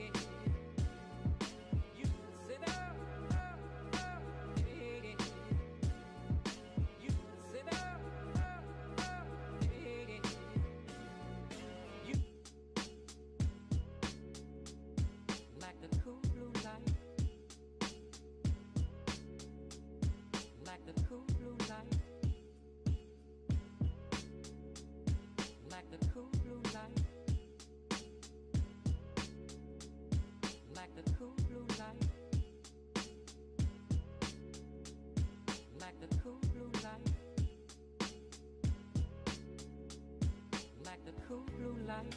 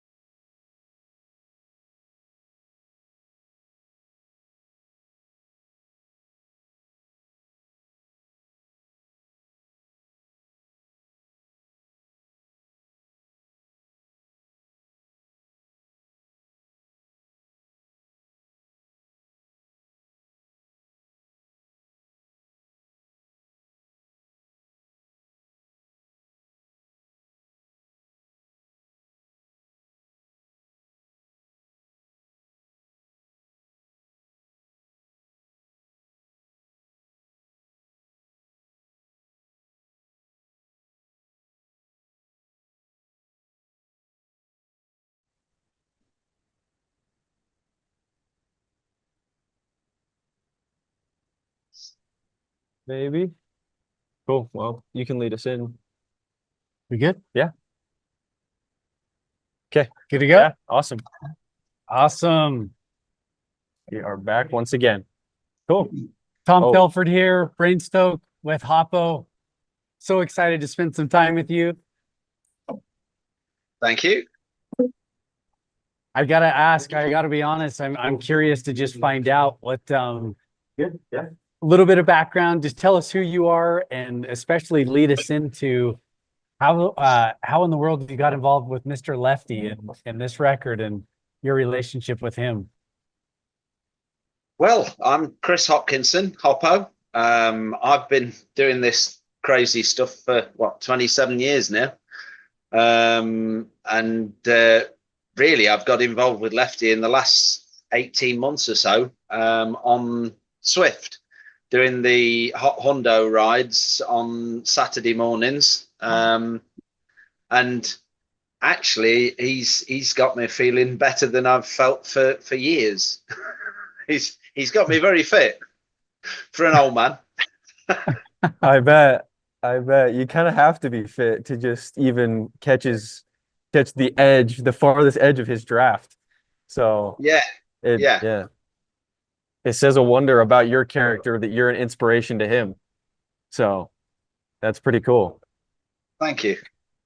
It is impressive that you say that he's got you as fit as, in a while, because as I read your list of accomplishments, it's pretty remarkable what you've accomplished. So, if you don't mind, just for, in my head, I'm picturing some listeners who are just chiming in and they're going, what's going on? Like, what is this all about? So would you just maybe from your perspective with all your experience and what you've accomplished, give us your definition of what this is? What is this thing that we're witnessing today?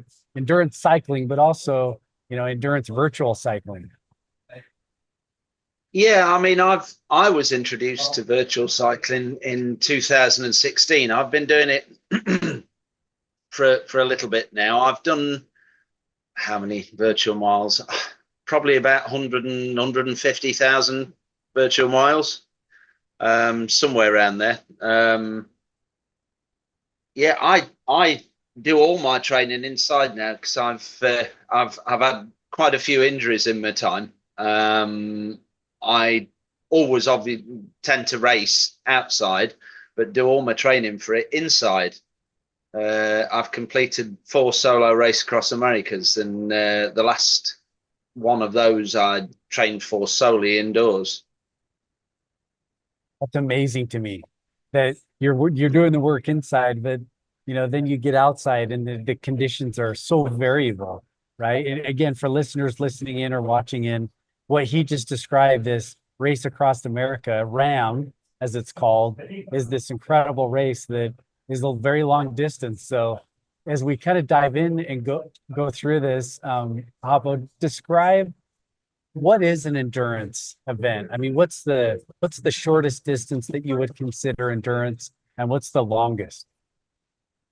Shortest endurance. Well, I've won a couple of 6-hour European titles, but I don't really class 6 hours as endurance. Probably 12 hours would be the shortest I would consider endurance. But yeah, I've done how many? I've done about 49 12 hours. 24 hours is a good distance. That's what I tend to do most of at the moment. I've done 48 of those. I used to do a lot of multi-day racing, but yeah, now I prefer 24 hours. I'm obviously getting too old for the longer stuff. An absolutely wild statement to say I'm too old to be. I'm too old. I only do 24 hours now. Yeah, totally. Oh my goodness, you are one of a kind in a league of your own. That is. Hoppo, tell us why. What's your why? Why do you do it? Why did you get into it? Give us some context that way of just, I mean, was there a moment where it's just like, I'm bored at riding the bike for less than 6 hours. I mean, what was the drivers behind it? Well, I actually started cycling in 1998 because I lost my driving license temporarily because I like going fast. Valid. I love Um, this. and I found on the bike that the longer I went, the better I was, and the more other people gave in. So I just kept going. and Yeah, everybody else, the attrition rate comparatively was just something that you just didn't give into. yeah, I like long distance. I like cycling long. Yeah. Other people don't tend to. There's a few that do. Because there's a few of us that do RAM. I mean, I've done four solo RAM. But yeah, I'm wearing bits of me out now. I've done over 500,000 miles. So Yeah. Which most people you would think do those in a plane. Yeah. Like, so. Yeah, Race Yeah. Across America is usually done with like Delta Airlines or, Exactly. United Airlines. This is You are a diamond status member on Delta on a bike. That's exactly That is right. so awesome. That is What do you wild. think when you kind of found out, I guess, or realized, so to speak, about yourself, like, wow, I'm 6, 7 hours into this. People are fatiguing, giving up, and I'm just getting started. Was there joy in that? Was like, oh, this is innate talent, or there was like, is there something you can look back on in your past that was like, I just am built on attrition? Like you grew up a certain way of, I just can do hard things. probably, yeah. I mean, it got to a point the first Gulf War, I used to be in the army. First Gulf War, I got to a point where I was quite frightened. At one point, I thought I was gonna die, and nothing's being on a bike's not as difficult as that. So I found being on a bike, and I wasn't in the place that I was in 1991. So yeah, I enjoyed riding a bike. I enjoyed I enjoyed races with really bad weather because everybody else suffered and I just kept going. Yeah, it's it kind of gave me a bit of a buzz. Yeah. I used to have a cycling / mountain biking coach that when we would have rainy races, like every mountain bike cross country rider, sometimes besides you, or like some cyclists prefer bad weather and some cyclists love hero dirt, so to speak. It's like super tacky. You can go super fast. Conditions are perfect. And we would always have these rainy races where we live. And my coach would always say, today, this is mountain bike weather. This is mountain biking weather. Like sunny, that's golf weather. That's whatever. Let's go play on the polo grounds weather. This is mountain bike weather. Because you gotta to hurt yourself to go to those deep places, kind of what you're talking about. It takes having grit to be like, rain's not gonna stop what I'm about to do today. So I think that's a real mentality that comes from that is rain is not gonna be the stop to my day. That's so Hoppo, we've interviewed a lot of people and there's a theme. There's a constant theme in this group, this community of people who are interested in going long. And it's that they truly enjoy suffering. They lean into it. There's something about it. Can you spend a little bit of time and describe that about yourself? What is it about suffering and hurting, and where do you go when you're on the bike and it's getting nasty weather and you're getting, hours and hours into it? Where do you go mentally? Well, it's not that I go anywhere. I put the pain and the suffering in a little box and just hide it away somewhere in the back of my mind. There's no such thing as pain when I'm riding. I feel that when I've stopped. So it's a good plan, really, not to stop. Yeah. And it doesn't catch up to you, right? Yeah. That's right. Yeah. I mean, I had a bad injury in 2001. I smashed the neck of my femur and I was told I'd never walk again. And then I came back and did a 24-hour the following year, the UK National 24-hour, and fell off my bike during the middle of it and re-broke my leg and broke my elbow. And I refused the ambulance and got back on my bike and finished the race, and we won the team gold. I think it was another 161 miles I did with a broken elbow and a broken leg. And yeah, I was obviously feeling the pain because there's the video of me with tears rolling down my cheek while I'm riding, but I can't remember actually feeling any pain. I lost a fair amount of blood, but yeah, while I'm riding, I'm riding. Yeah. Yeah. That's amazing that you can do it. I mean, have you been able to trace, when you learned the skill of putting it in a box and putting it somewhere, where you don't have to think about it? I mean, what was it about that? Was that maybe military experience? What taught you how to do that?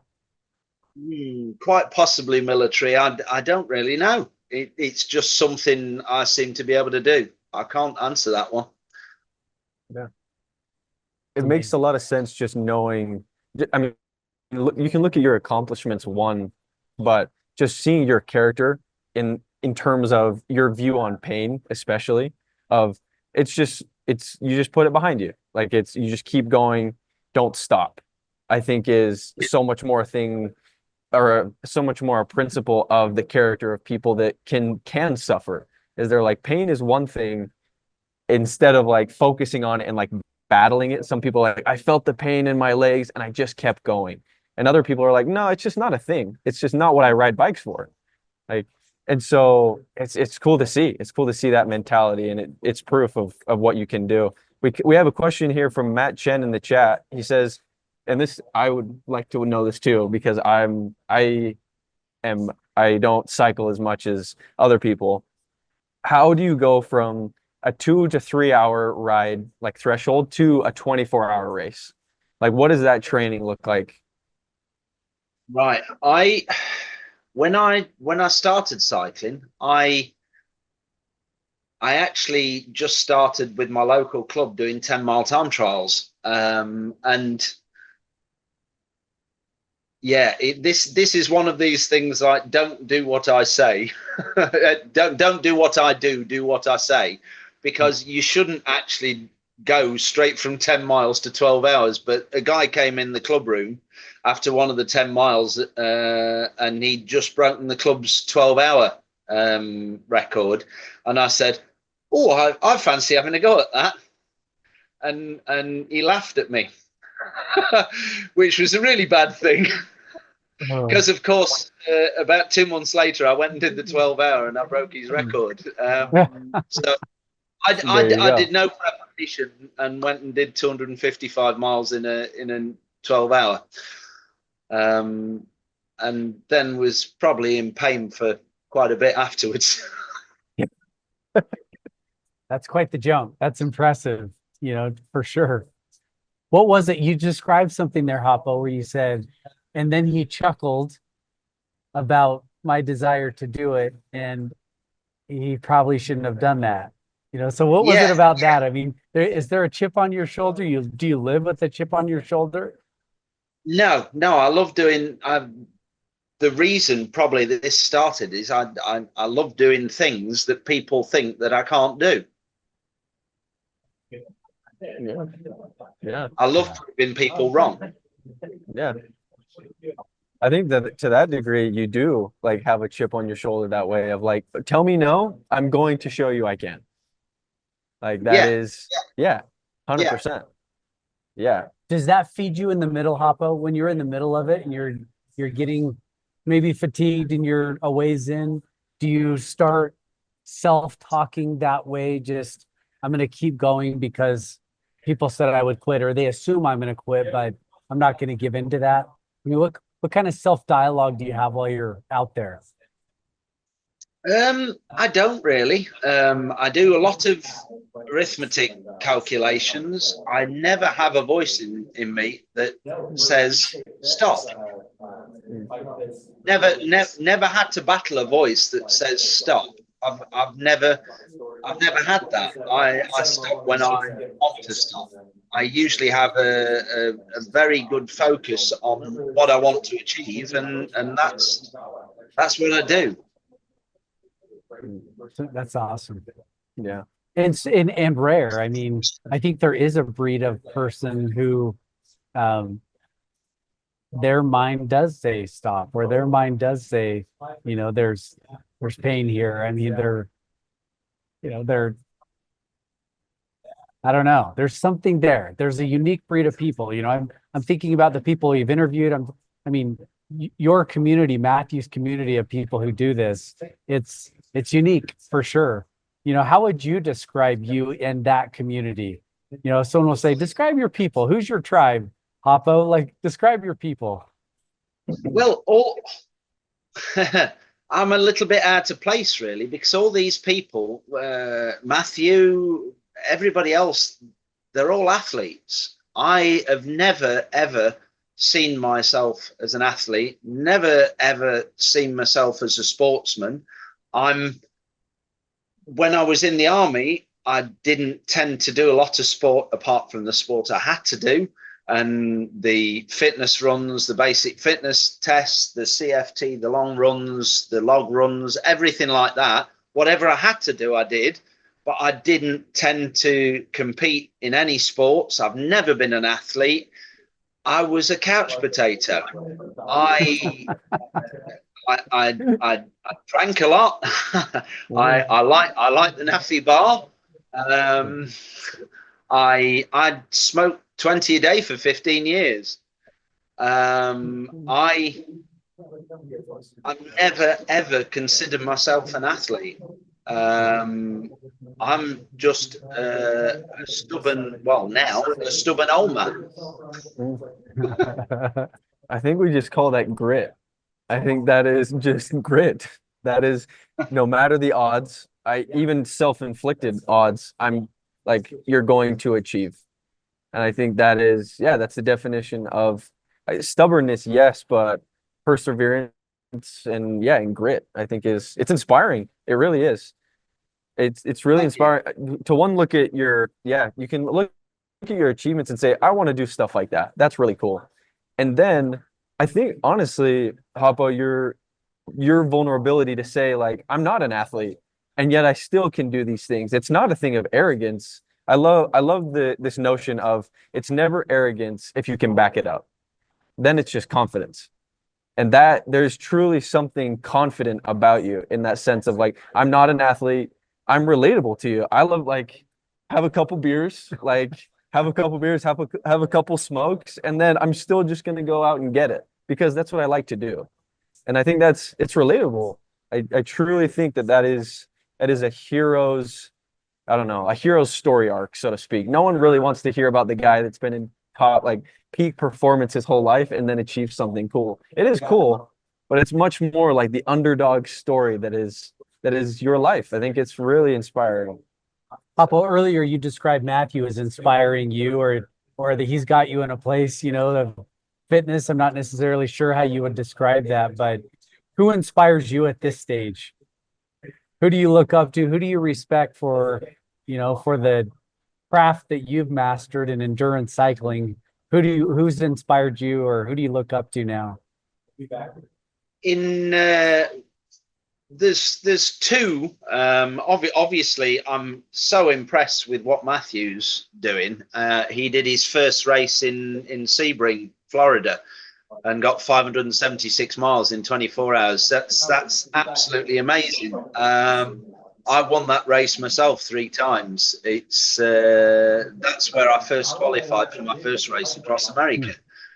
But the whole story started in Thies in Austria in 2004 when I met Jure Robic, who was Ram champion, obviously, and I met Marco Bailon. Have you had Marco on already? Mm-hmm. Yeah.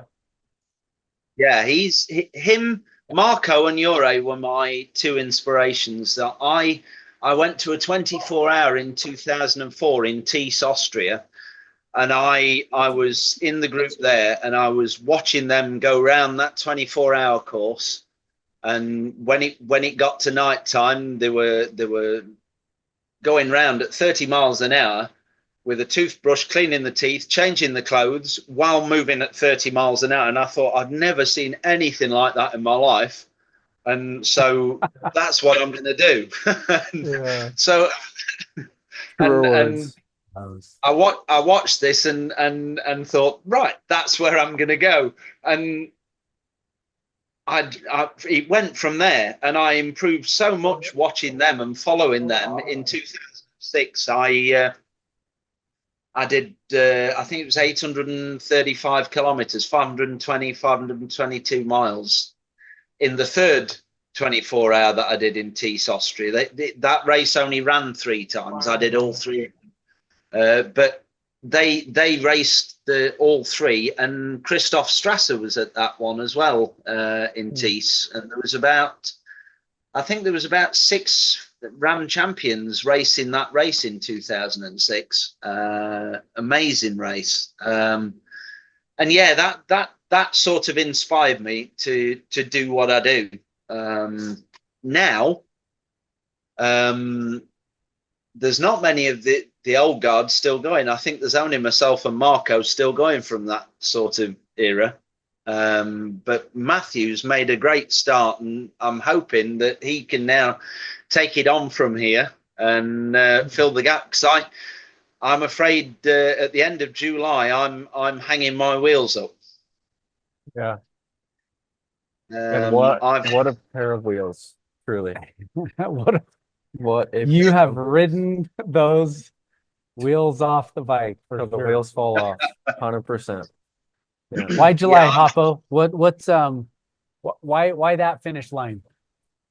Well, I've got 4 races before the end of July. I've got the Croatia 24-hour. I'm going to do Rad Am Ring 24-hour in Germany, and a couple of a 12-hour and a 24-hour in the UK. And then I'm scheduled for surgery in August because, as I said to you earlier, I'm beginning to wear things out a little bit. I've since October, November time, I've been struggling with a torn tendon in my shoulder. And I'm scheduled for surgery in August for that. And that's going to put me out somewhere between about 4 and 6 months. And with that sort of time out, I'm not really prepared after 27 years to put the work in that's then going to be required to come back from that. After I've sat around doing nothing again for 4 to 6 months. 100%. Absolutely. 100%. That's totally understandable. And the family deserves a bit of time now as well. They've supported me non-stop for decades, and yeah, they need they're following me. They're all coming to watch Croatia. They're all coming to the Nürburgring to watch me race around there. It's at the Nürburgring. Yeah, Rad Am Ring. Beautiful course. Yeah, oh my goodness. It's the Rad Am Ring 24 hours at the Green Hell. Yeah. Yes. That is a beautiful backdrop. Oh my goodness. Yeah. What a gift. 12 and a half miles. Yeah. 21K. Just over 20K. Yeah. Did they let you go up the big bank, or do they still keep it closed off? No, it's all open. There's 5,000 cyclists there that weekend. Beautiful. Wow. You're probably one of the only cyclists there that can probably get fully 90 degrees on the on the wall, but I believe in you. I believe in you. Even at your age, you can get there. You got it. I've done that in my car, but yeah. Yeah. There you go. I've raced around it in the car. Awesome. Yeah, I've done a 9-minute in the car. Yeah, exactly. There you go. Hoppo, I'm a big fan of tales from the bike. A story. That's Brain Stoke, this organization that we started. We really wanted to tell stories of struggle and stoke. So I'm curious if you can think back, in your experiences, all the memories that you have, Tell us a story of just remarkable experience you've had on the bike, whether in a race or training, but tell us a story that's been memorable to you. There's been quite a few, as I say. Many of the races that I did in Europe were amazing. Yeah, I think one must be Solo Ram in 2014. That was fun. In fact, no, it was 2013 because the kids were there with me. We were going through Kansas, and there was as 3 times out of the 4 times I've been through Kansas, there's been a tornado there. There's obviously quite a few. Yes, there is. And you turn the corner into Kansas, straight over the state line. I think it's called Pratt in Kansas, and you turn a corner around through 2 big silos, and the wind started immediately, and it got windier and windier, and I'd got me disc on the back wheel. I got a rear disc on.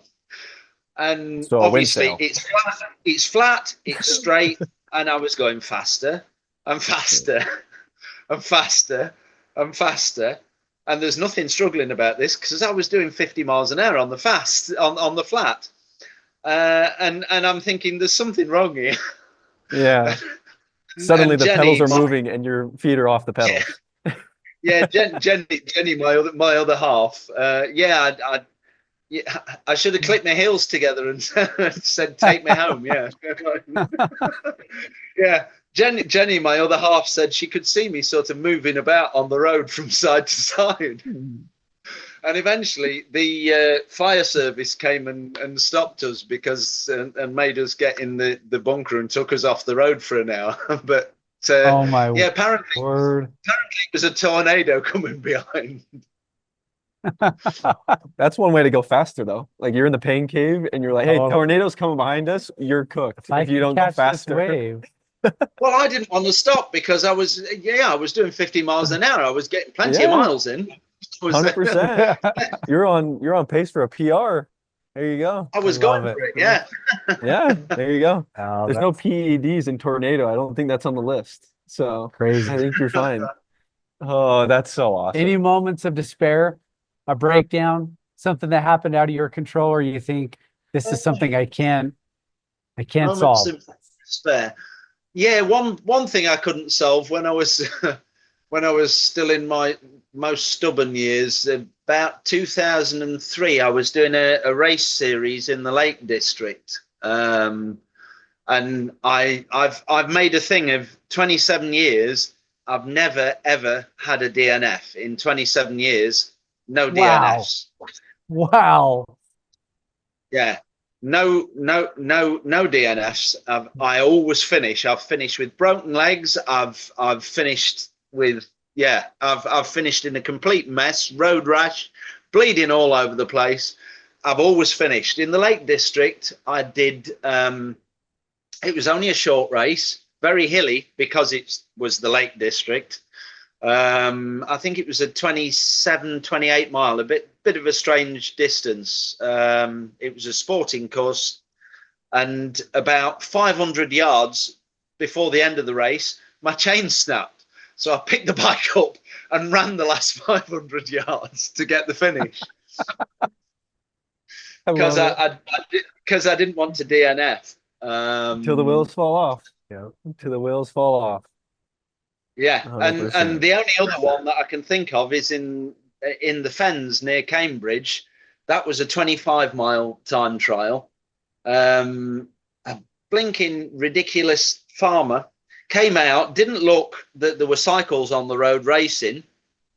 Certainly didn't see me. He pulled straight out and put me in a ditch at about 30 miles an hour, which I did a nice cartwheel down the ditch. And I was unconscious for about half a minute or so, and then woke up, checked my bike over quickly. He was out, was apologizing and saying, "Oh, you all right?" And I was busy. I said, I told him I was too busy. I was just checking the bike over. I'm fine. Checked the bike over, got back on, and finished that race, and still did a personal best and got third in the race. Oh my gosh. Later on in Unconscious. the year, when I think I was in hospital for about 4 broken ribs for a mechanical failure in training. They said, "Did you know you fractured your skull a few months ago, and it's healed quite well?" And that was obviously. They said, "Can you remember any time that you've fallen on your head?" And that was obviously the time when I was in the ditch. So I'd fractured my skull. So yeah, I thought I got a headache. Yeah. That is Yeah. so funny. There you go. I thought I got a headache. No matter what it Exactly. takes. So No matter what impressive. it takes. Well, thank you so much, Hoppo. You're a legend of every part of this sport. Thank you so much for spending the time with us. We really appreciate it. Thank you for supporting Matthew as well. Lefty told us, he said, if you can make this happen, you gotta spend some time with Hoppo, because he's done so much in the sport, and I mean he reveres you, as an incredible, he does think you're an athlete. In my opinion, he thinks that you're the athlete. So but he respects you and loves you dearly. So thanks for taking the time. Thank you. Wouldn't have missed it for the world. Exactly. I certainly had nothing else to do it. What is it? 5 to 2 in the morning. Yeah. Enjoy your stint in the wee hours of the night. Yes, I'm just about to get on and give him a hand in 5 minutes. Yeah. Enjoy your stint, Hoppo. Thank you so much. And good luck in your races, your 4 races, and best to your family. Happy retirement. Yeah. Thank you very much. Good to chat. Thank you. Take care. Take care.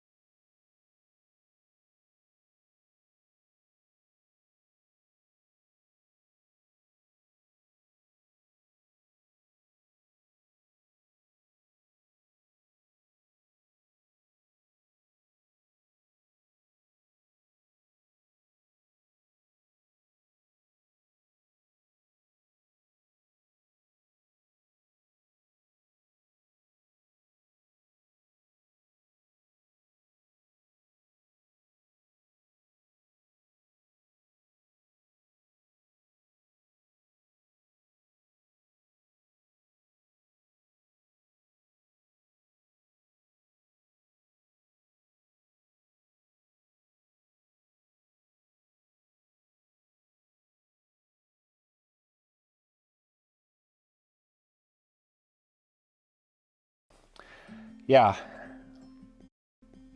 my personal interaction and relationship with spirituality over my life has ebbed and flowed like many people's. It's been organized at times, it's been less organized at other times, and certainly I've come to have a acceptance and appreciation for the fact that our life has a spiritual aspect. There's things about life that some people go to the unexplainable when it comes to like things that happen or why things are the way they are or anything like that. But I think also just this connection between people.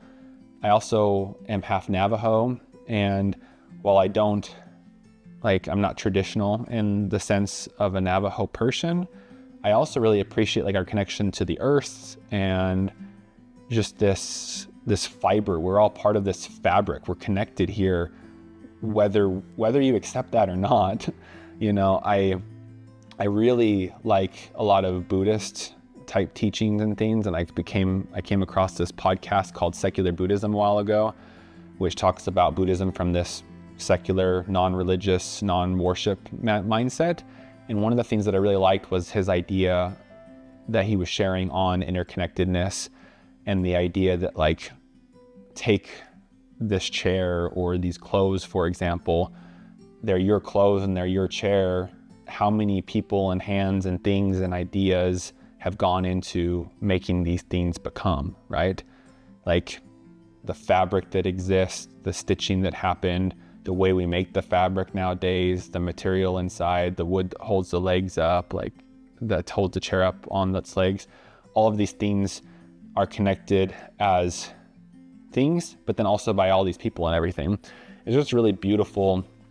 It was just this really beautiful nature of all of the fibers that connect us as people. And so I'm losing myself a little bit in terms of like the spirituality, just kind of bringing it back to, there's this idea out there that what you put out into the world, you get back, called karma, right? And I think in a direct sense, a lot of people understand it that way, that like, if I do good, good will come back to me. I've come to understand it more in the fact of the more good you put out there, the more good exists. The more bad you put out there, the more bad exists.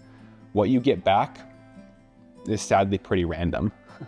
It could be cancer, it could be fame, it could be some other sort of disease or demise, whatever. But purely what you put out there contributes to what is out there. So if you want to potentially experience, have your children experience, or have other people experience positivity, put that out there. Don't contribute to the badness, because the more you contribute to the negativity in the world, the more negativity there is to experience. It's just this cycle and this connection. And so spirituality for me has become more of that I'm going to put goodness out there, out of myself, for myself, to the people that I affect. I'm going to try and contribute less to negativity, support less things that create negativity. And I think it also helps really deal well with challenge and with like pushing yourself. Because in my mind, when you're challenged, that's the opportunity for growth. And this comes from a lot of my mental health training as well. One of the ways that we help as licensed clinicians help people go through hard times is to help them realize that you can't always change your circumstance. You can't always make life better, but you can change how you react to it with your mind. And your mind is the most powerful tool that you possess. Your mind is everything. Everything starts in your brain and ends in some sort of action or outcome or things. And we think that like, that's just who I am, or that just happened, or whatever. It's all a thought process. And so if you're experiencing something hard, it's up to you to decide how to react to that and how to handle it. And so one of those ways that is really is really strong, one of the ways that you can really positively do that is by reframing challenge from a negative thing to a growth thing. That when you are challenged, you're gonna grow from that, and you're gonna learn from that. So pushing through personal barriers, going through hard things, you can sit there and cry and whine and make a big fuss out of it and tell everyone about it, and not only have this thing that's coming to you from the world, from the universe, from God, whatever it is that you want to see it as, and experience it, then you can then spew all that negativity over everyone around you, over your partner, over your kids, over the world. You're just adding to this grossness out there. Or, and I'm not saying you should then flip it and then go out and say, life is great and fantastic and I'm fine or whatever. But take that and say, how can I make it through this? How can I grow from this?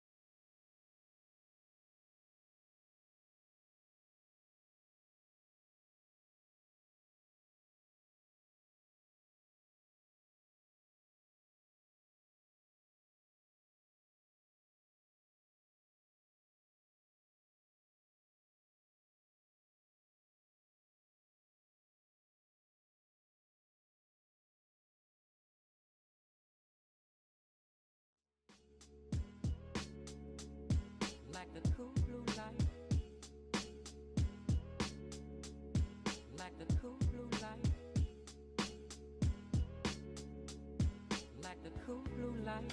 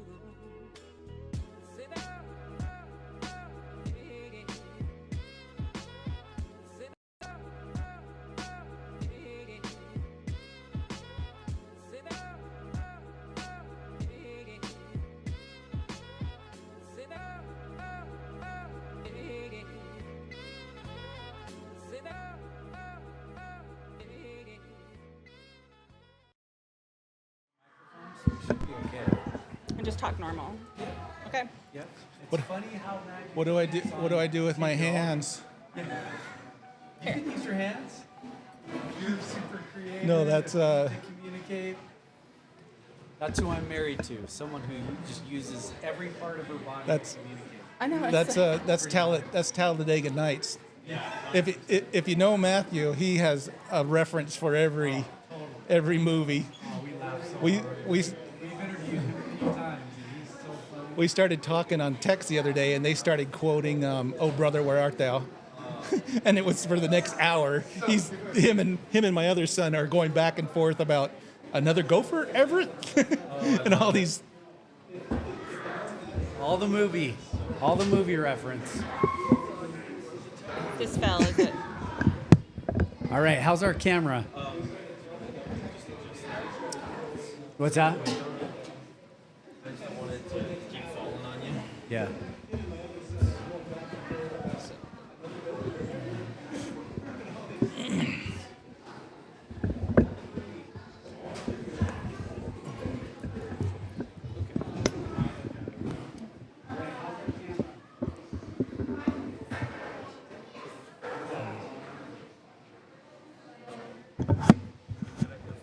You're good. Do I hear us now? Are we on delay over there? Yeah, Uh-oh. there's a little delay. So Yeah. Clean up my potty mouth right now. Yeah. People in the street. Can you guys hear each other okay? Is this too loud? No, I'm fine. I suppose.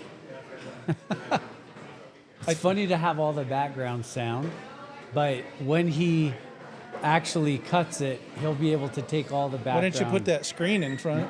noise out of it. So should be good. Dell and ArLene, right? Yep. Okay. Awesome. Yeah, I'll answer to that. Yeah. Matthew's dad. Is that a title? Yeah. It was for a long time. Matthew's father. I always tell him, "You don't know me. This isn't my only life." Amen. Well said. All right, we'll check it.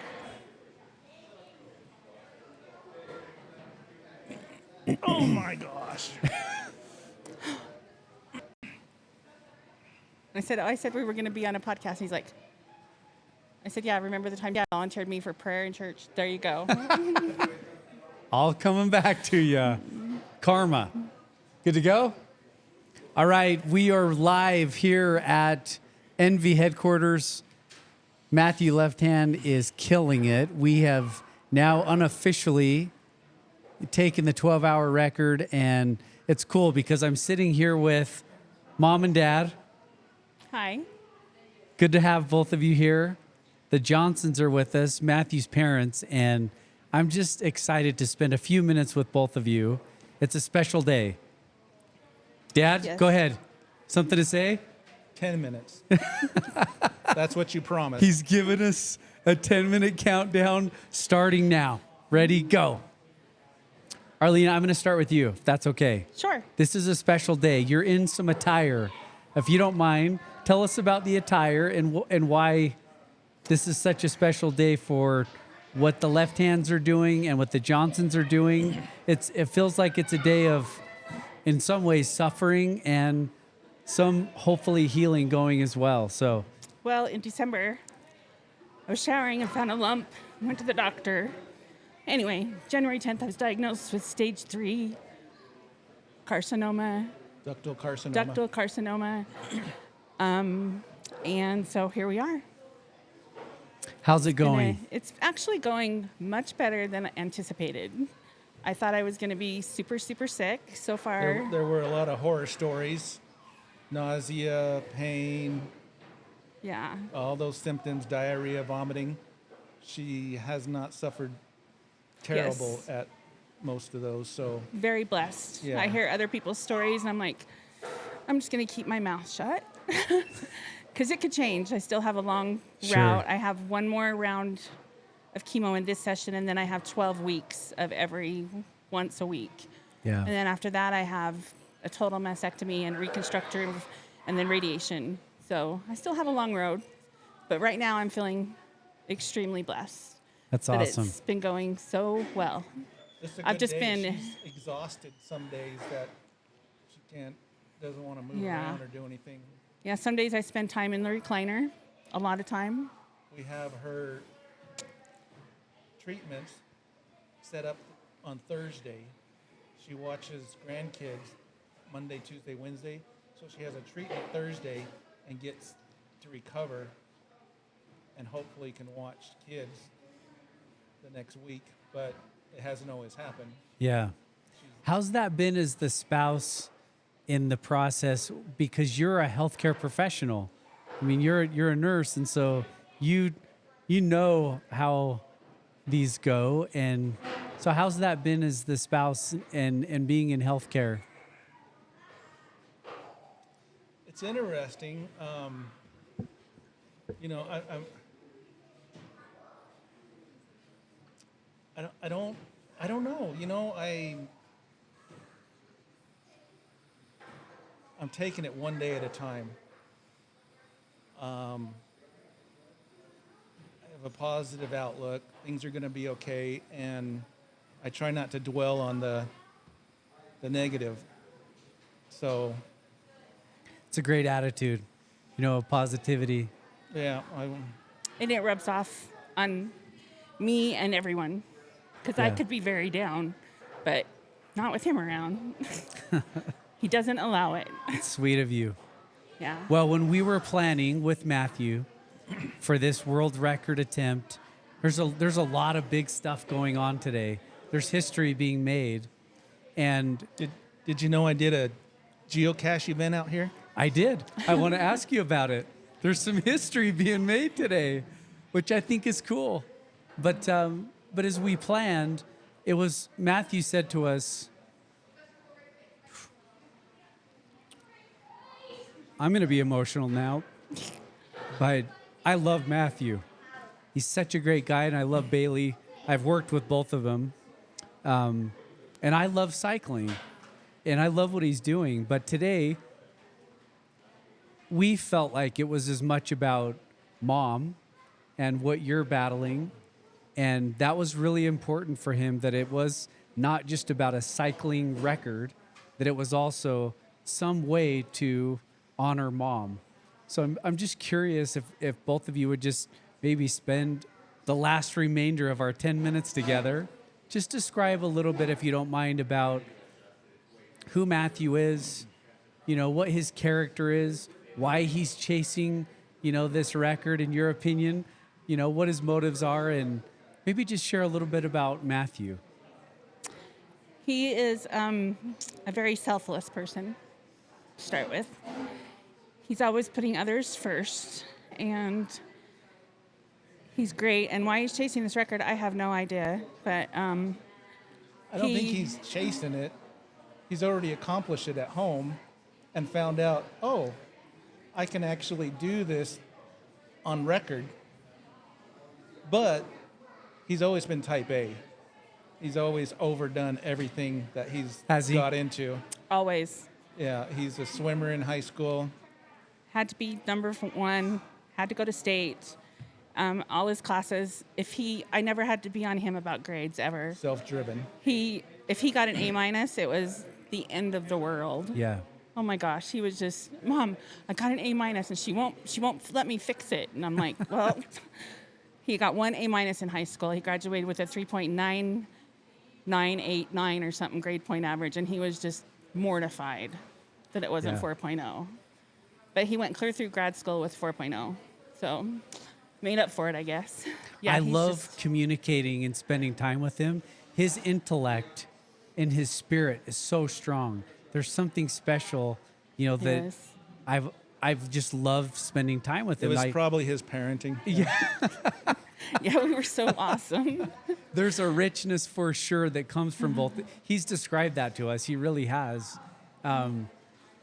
As you kind of think back on the last 3 or 4 years or so, it seems like that when he chose to embrace weight loss, I don't know if that was a turning point or when he lost all the weight, but it seemed like that lit something in him about physical activity and accomplishment and what that was, what that meant to him.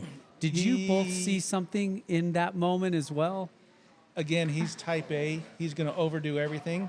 So he was at school, not worrying about his nutrition. When he finished that, he turned back to some activity, bicycle, running. He was actually running, I think, and then qualified for Boston. He did a couple of marathons, qualified for Boston, and then hurt himself. But he pointed that way, and once you get physical, the weight loss came along. But I think it's not that he was trying that. Just like he says, I'm not trying to be number one. I'm just doing really well. I'm beating myself. It's pretty amazing. Yeah. Just the thought of that. If I give my time and attention to it, then it's, the fruits of that labor is just going to be to have some success at it. Yeah. It's pretty remarkable. I was telling one of my friends that this isn't the work today. The work has been the last 6 months. The work has been the last year, doing this every day at 3:00 for how many hours? Yeah. It's all today. He's just putting it down. Yep. All the work's been done before. Yeah. Today's just a recording of all he's been building and doing, for months and years. So any other thoughts you would love to capture about Matthew and what this, day means to him? He is very humble, so he's probably not going to say this, but I think his journey has just been amazing. I can't even believe or begin to understand all that he has done on the bike. It's just, he says, Mom, I'm going to Sebring and I'm going to ride the bike for 24 hours in a circle. And I'm like, that's worse than NASCAR. I'm like, come on. And he did it, and he came back and was so proud. And the next day he was back on the bike. Him and Bailey rented bikes down there and drove him around. I mean, it's like, yeah, somebody was asking me the next day, is he like totally wiped out? And I thought, no, the next day he goes on a ride usually. When he won, what was it, Hoodoo? When he won Hoodoo, he jumped up on the top thing, and the other guys are like stepping up on the thing because they're all they're spent. Yeah. Yeah. Yeah. And he's like, I could have rode longer. And I'm like, okay, whatever. But yeah, he sets his mind to something and he accomplishes it on the bike and in life. What is that That's his what he does. superpower?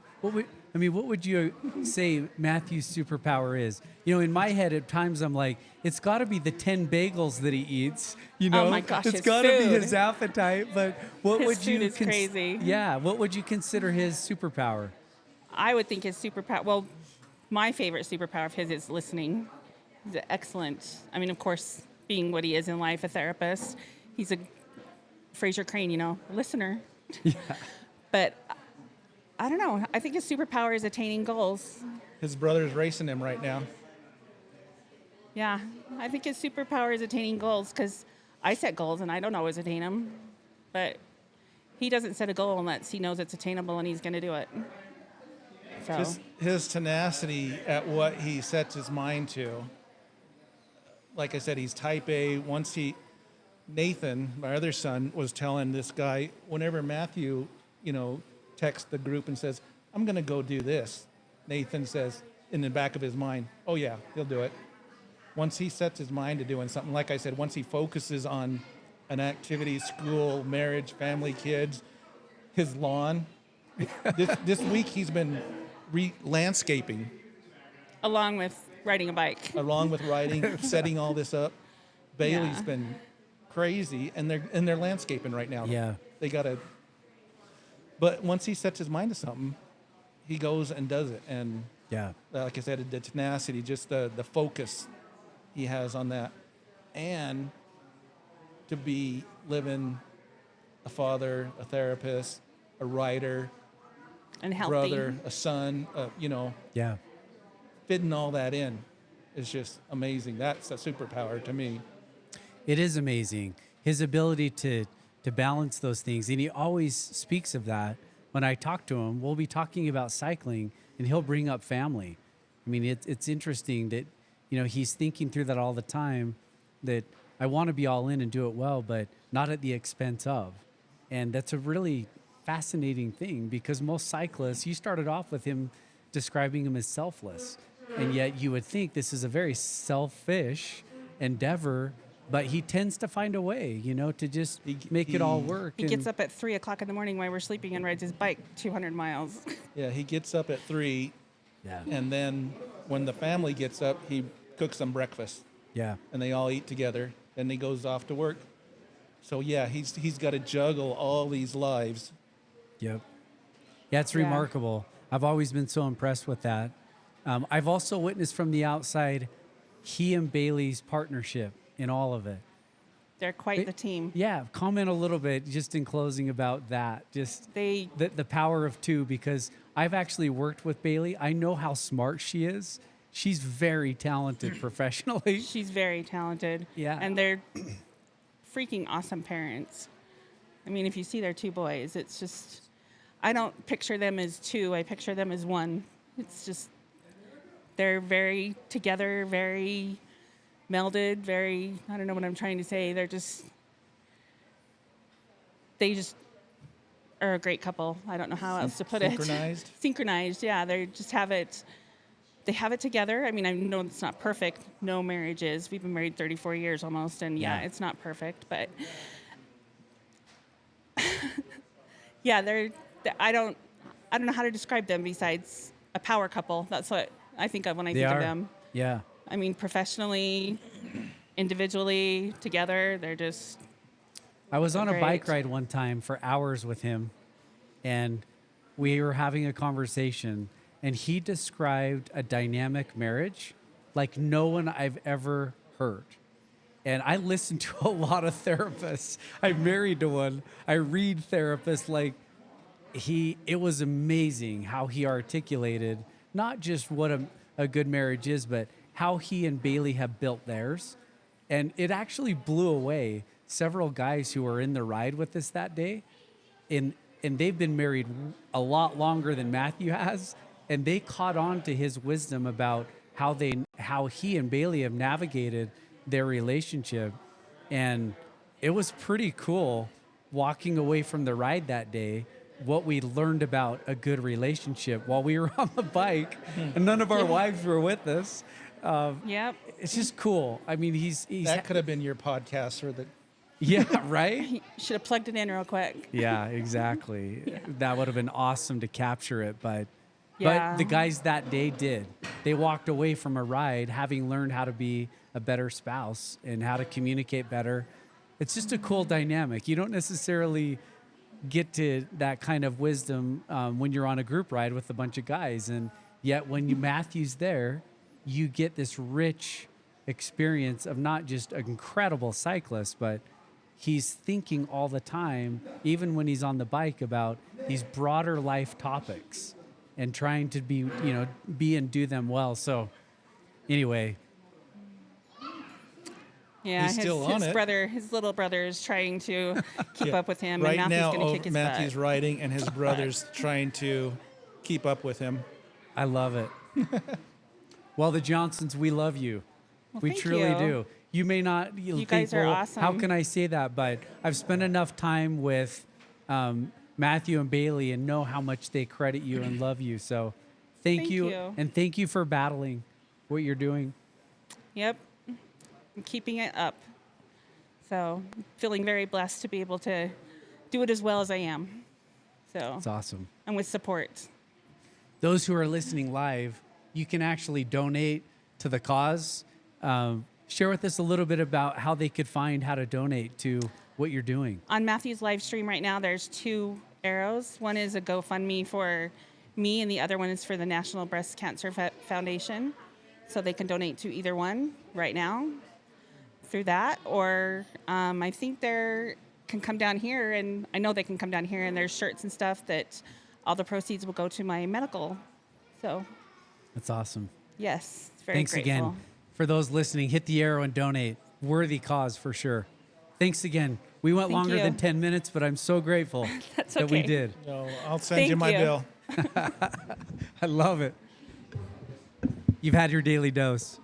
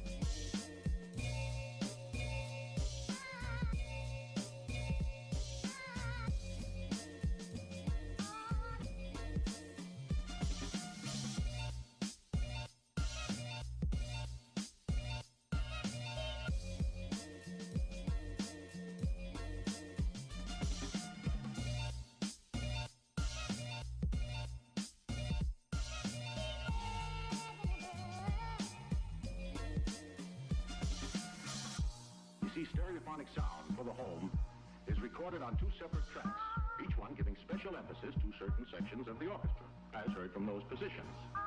Now, when played back simultaneously on 2 separate systems, the sounds are blended together to achieve a new dimension in sound impossible to obtain in a monaural recording.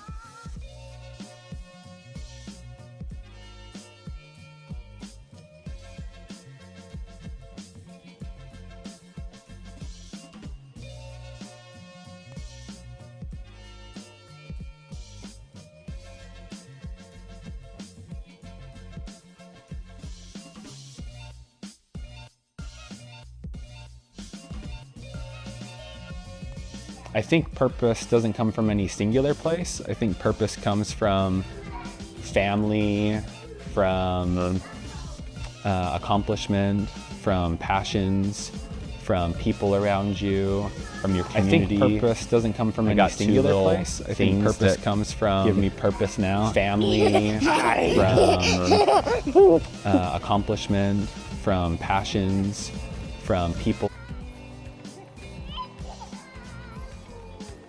It's an interesting balance. Up to this point, a lot of my purpose has been to give what I've been given to my kids. Then to balance that, you brought up earlier, not a lot of people come into where I'm currently trying to go as a professional athlete at 30 with kids. And so to go into that and to try and mentally, logistically, logically, emotionally balance how I can still give to them in those ways and give to myself is like mental gymnastics to the next level. It's quite the game of how do I still give to them and fuel myself and show them that you can fuel yourself and go after what you want to, but also, yeah, give enough to them.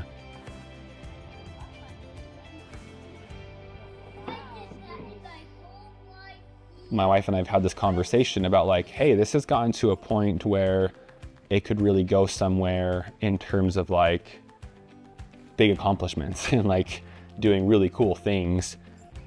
Doing that requires more time, more money, more of everything essentially. You don't just go, I mean, I kind of did that in Sebring, just show up out of nowhere and like put up an incredible performance. But some of the things that I want to do, you don't just show up. It's so much planning, it's so many people involved that it was a long conversation of like, I have the ability, I have the passion, we have the resources, but we have to both be committed to the process. Do we want to do that? Do we want to commit this much? Because right now we have a lot of like free time and a lot of ability to be flexible, and we're not financially constrained in a lot of ways, but choosing this is going to kind of change all of that.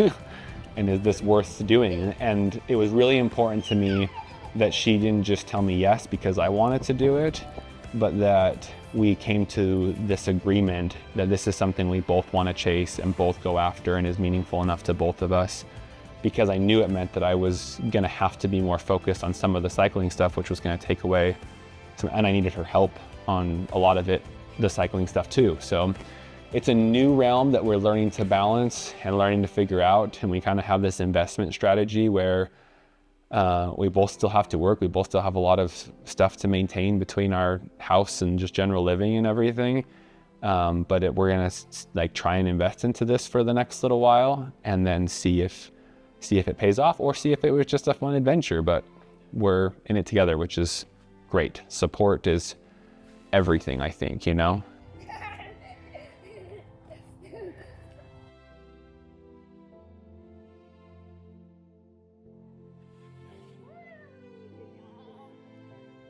The things that have given me those opportunities are the same things I want to give those to other people. Hello.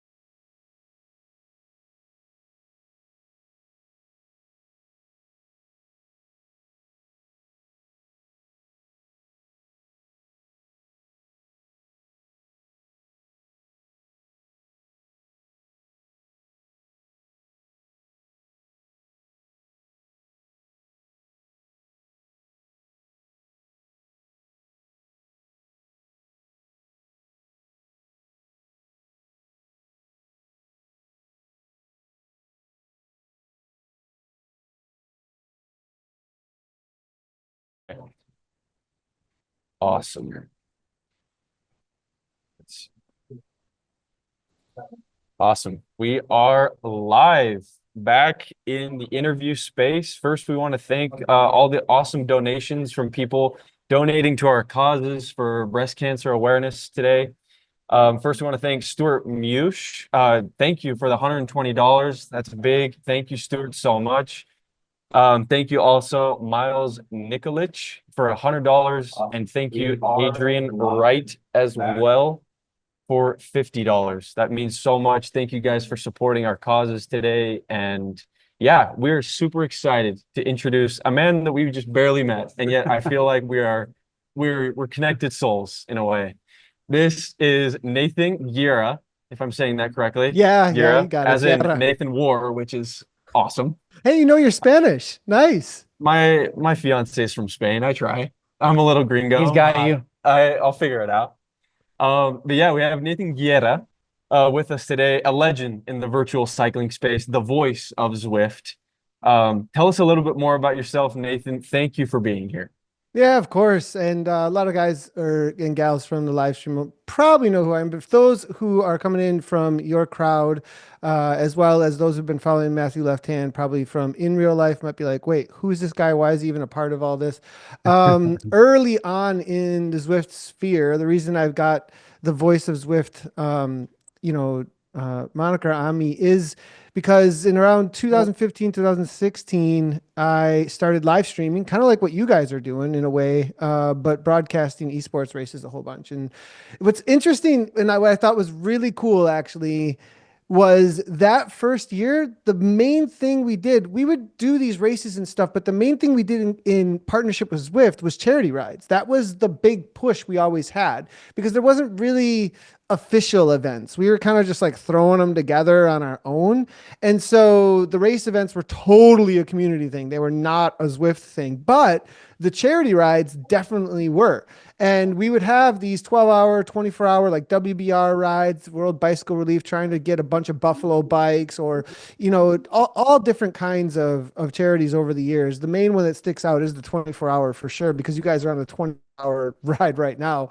And there are all kinds of people trying to raise as much as they possibly can. And so I really like it that you're stoking that fire again right now a little bit, and that Zwift is getting on board. You've brought a bunch of partners on. I do feel like this idea of good causes. We also had Tour de Four earlier today, I think, with Chris Hoy. I mean, I sense like, okay, let's jump on with the group rides and causes again and get partners into this space alongside amazing achievements. And Matthew now gonna set some new records, so he's definitely blazing a trail. 100%. It's in our DNA, Nathan.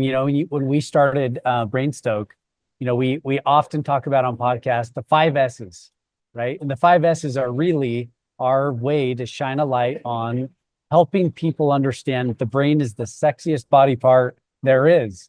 It's just that people need to get the right chemicals in it on a consistent basis. And so our 5 S's are sleep, sun, sweat, serve, and stoke. And so when we talk about, an organization that we're raising money for, which today is, breast cancer awareness, serve or serving other humans, most people don't know, but the way or the reason that it feels so good to serve other people is because when you do it, you're getting oxytocin in the brain, right? It feels good to help and love and lift other people. And so today, Matthew's killing it. He's hundreds of miles into a ride. He's getting serotonin through sweat, this awesome, chemical that the brain sends to Matthew saying, this is cool, you're accomplishing something amazing, but he's also raising money and serving people. And his mom happens to be the one that we're all focused on today, who's battling breast cancer, literally herself. And so it's this cool kind of bringing together all of these happy chemicals, in the form of a cause and an accomplishment. And that's who Brainstoke is. It's why we wanted to begin what we're doing, and that is to help people fill these happy chemicals. We close every podcast with, you've had your daily dose, DOSE, dopamine, oxytocin, serotonin, and endorphins. And Matthew right now, for sure, is getting a heavy dose. And that's why it's awesome what he's doing. And that's why he's going to continue, through the night to do this, because Matthew's on a bike, but he's getting high right now. And he's getting what we call he's getting the God meds, right? The God high. And it's just a natural way for people to be healthy and well. So that's who we are. And we're stoked to spend a little time with you talking about what you're doing and the stoke of, all the work that you're involved in. So we're in a unique place right now, especially with Zwift and virtual cycling right now. You're a pioneer of this space. If you kind of, I don't want to say describe Zwift in 3 words because it sounds cliche, but how unique is Zwift in a concise form? Like, it truly is a video game style. It's appealing to the eye, right? It's not like looking at a power meter going up and down on an iPad. It's gamified, and yet there's so much community built around this gamified experience that's based in real life connection. How unique is that to you? I'll jump in. Yeah. So, and it's interesting that you'd bring that up and give an opportunity right now, because I've been sitting on this idea since being at Zwift Community Live, the in real life thing that just took place. And I've been sitting on it because I go and talk to the camera for an Instagram post and it just turns into long form. I'm just like, wow, this isn't going to work. And I end up turning the camera off over and over again. So then I start writing and I'm like, man, how do I express what happened there? And the reason why I bring that up is because it was a place. And so is Zwift is a place, but it's a virtual place. And it's a virtual place that becomes accessible to every single human being in the world that wants to express cycling in whatever way has meaning to them. And every time that you jump on the bike, you're sacrificing in some sort of way. And I said this in our pre-production just a little bit, like, you guys are all about the meaning chemicals. You're about the things that bring meaning, that eventually bring some sort of good or happiness, hopefully, along the line. But the meaning, I think, is the real point there. And the sacrifice that people are giving is to all different things, though. You use the word community there. And everybody's intention is a little different. Matthew's is, I'm going to break 24-hour records. And, another guy I saw has 958 rides. So they're like these endurance junkies who are like all about getting their stoke, getting their meaning, and a good out of it that they can share with others in this community space. But then at Zwift Community Live and every day on this place Zwift, which then manifested in a real place actually at Zwift Community Live, you have top-end pros who are going after contracts. You have people who are battling back from injury. You have people who just want their daily workout. You have people who are getting away from some sort of stress in real life. You have influencers who are making jobs out of it, just out of making Instagram posts. You have brands who are trying to create some sort of good for others that they can interact with through cycling. You have there were just so many different areas in which people were interacting with cycling for their meaningful thing, and across the entire cycling community. And I actually think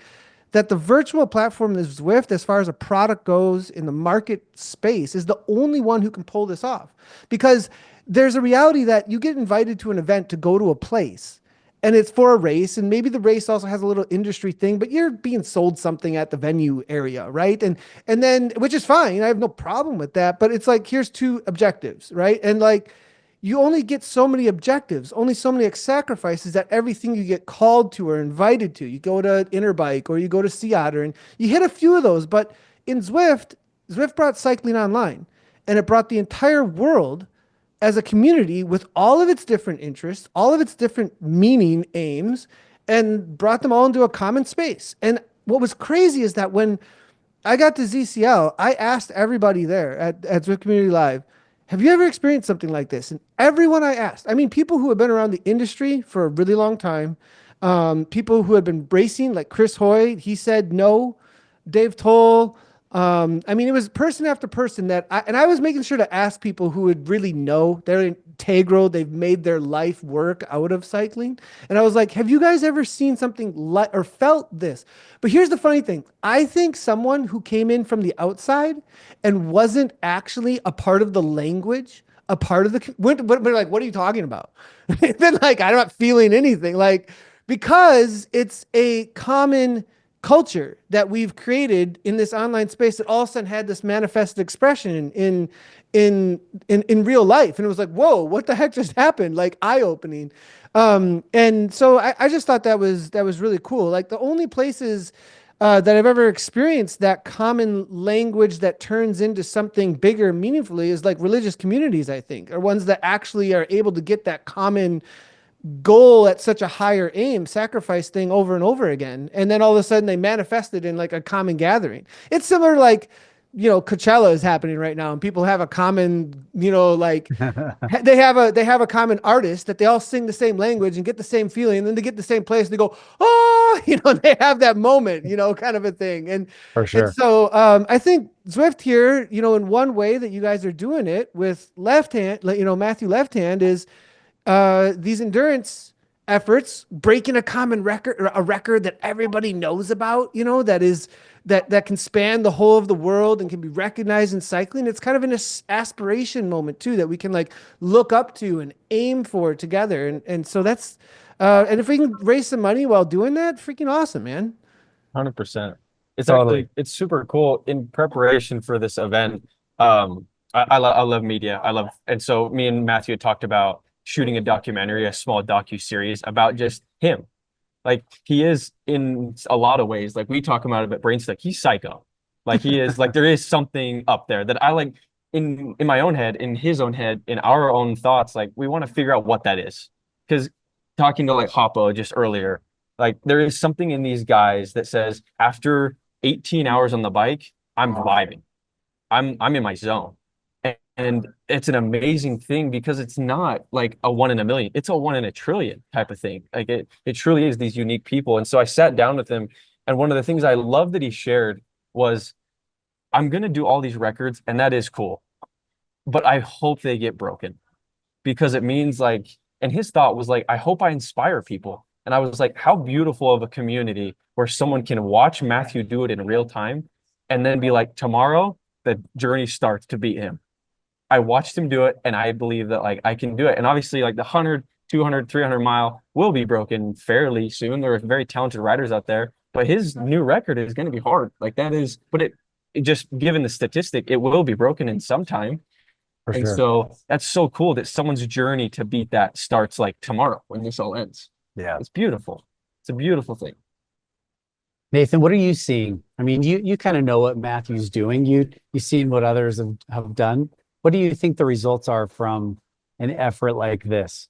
Meaning the impact of what he is doing with a group of people virtually, and what does it mean to the ongoing community?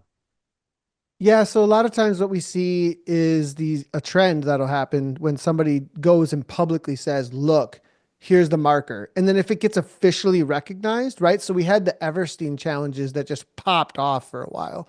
And the first one was set, I think it was actually Frank Garcia, one of the first like pioneers that really, really started growing the esports in real life events, actually.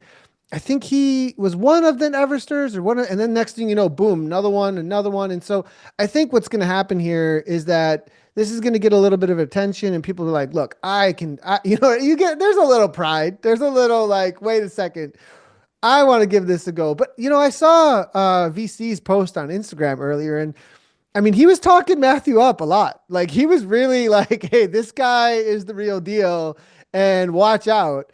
So I think it's going to be tough to be broken. And, but I have a feeling we're going to get some, organization from the community, and people are going to start going after these. And if they can see that they can get some attention around it too, I definitely think that we could see a trend where people start throwing down. I wouldn't be surprised if in the next month, maybe 2 at the most, we have at least one of these, broken, and a pretty good amount of the community, chasing this. If not, by fall, over the summer, things might calm down. Although there's some pretty motivated Australians and New Zealanders, I think, that are going into their winter too, that might, take this as a base miles challenge. And go after. I wouldn't be surprised if Hoppo himself actually goes, okay, I've been here, I've done this. Cause I know him, like he was the crazy guy back in the day. Like I've seen Hoppo forever. Like we've ridden together. I think we rode together on that WBR ride. I think I did 13 hours was my longest. I never done a 24. Like I was done after 13, and I definitely didn't do this kind of a pace the entire time. Can you imagine Hoppo is just like right before retirement, beat my protege's record, and then just just walk out? That would be crazy. Hang up the wheels on that would be We just wild. recorded with him, and Yeah, what an incredible guy. amazing. What a great discussion. Inspirational.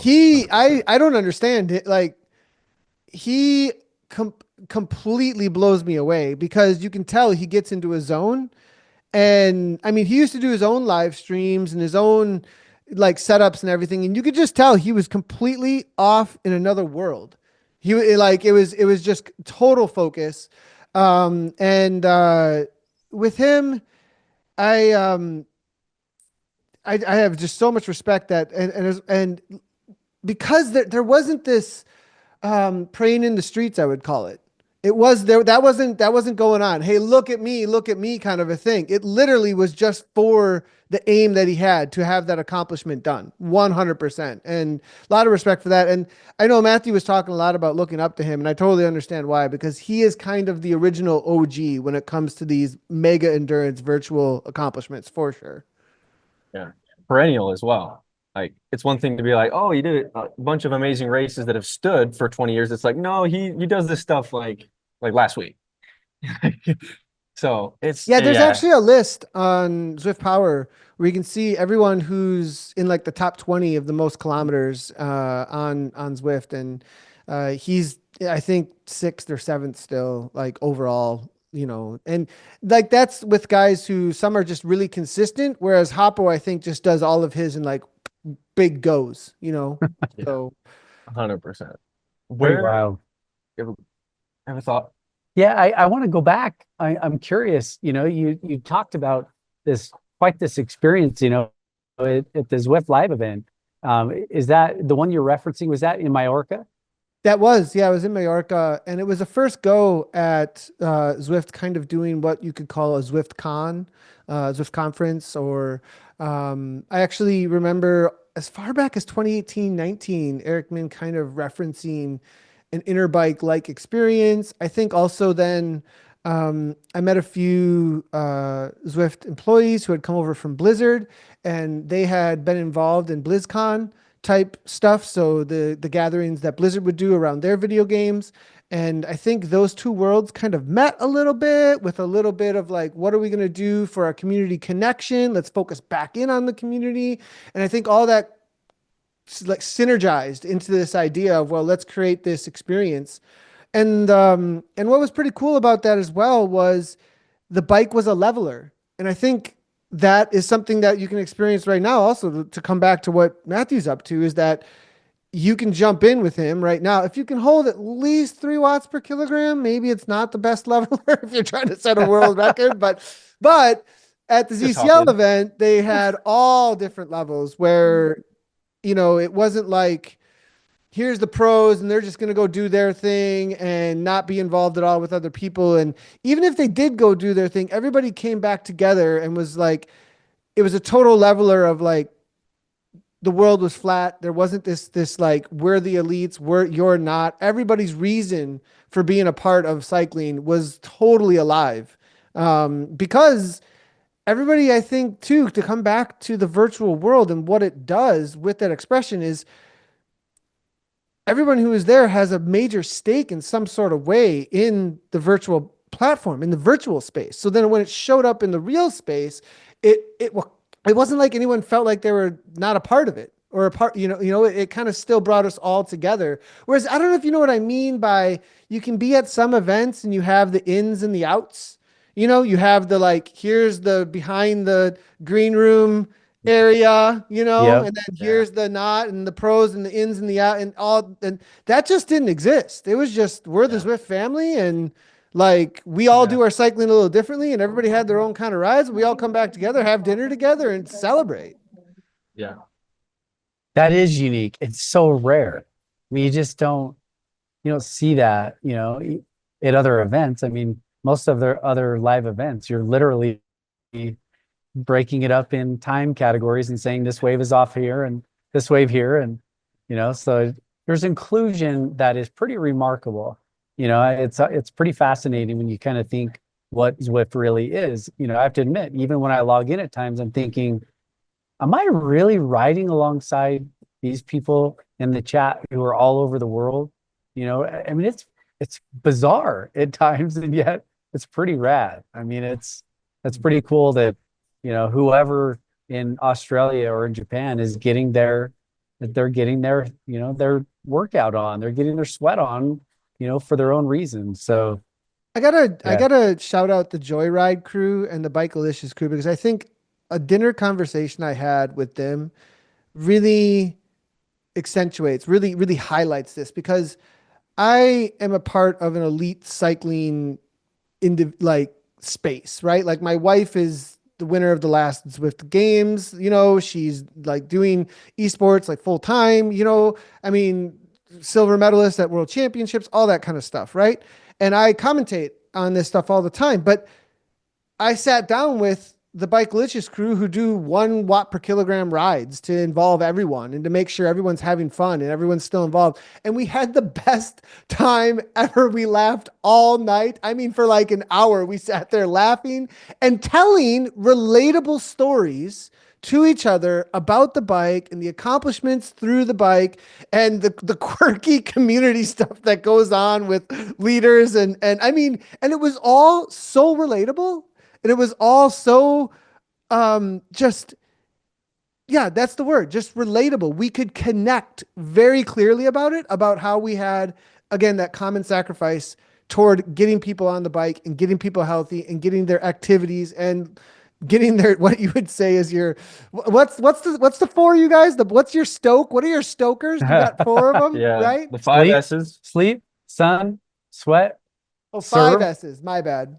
and stoke. Yeah. Yeah. Think Gotcha. about it like an S and an S, a 5S. But Gotcha. yeah. Gotcha. Nathan, Gotcha. you've used now several times you've used this word sacrifice. Let's talk about that S for a second. Okay. Will you define your definition of sacrifice? It's what you love. It's because you have to give time to something. Like I have a limited amount of time on earth and I have to give time to something. And so therefore what I sacrifice to is what I love. And I better be checking all the time that it's a high value thing that I'm giving my time to, because that's an altar in some sort of way. That is the thing that I'm putting my life on.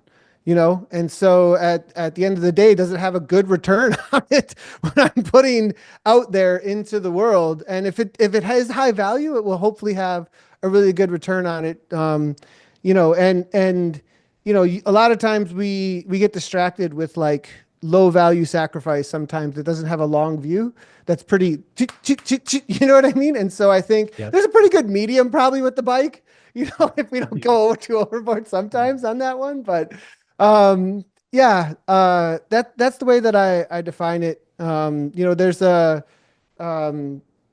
little bit of thing in my philosophy degree is about that, specifically defining meaning in life, actually. And, you know, I would say how we trust others, what kind of hope we have in that trust looking forward, and then what kind of sacrifice we actually take into that trust and that hope that we have forward. And I think that's kind of the meaning of relationships in some sort of a way that like remains always in them. And so, yeah, we go on forever about that, but that's how I would define sacrifice, is love, actually. Yeah. 100%. Say more, if you don't mind. You know, and I know we could go on hours. I can't wait to record with you, because this whole concept of return on time is fascinating to me, because so many people live their lives, in my opinion, squandering time. And you described it as low value or low return on that time or that sacrifice. Why cycling? Why would you define cycling or virtual cycling as a high return on time? Or, you know, I speak often to groups of college students and I talk to them about ROA. And they're like, oh, return on assets. I'm like, no, return on attention.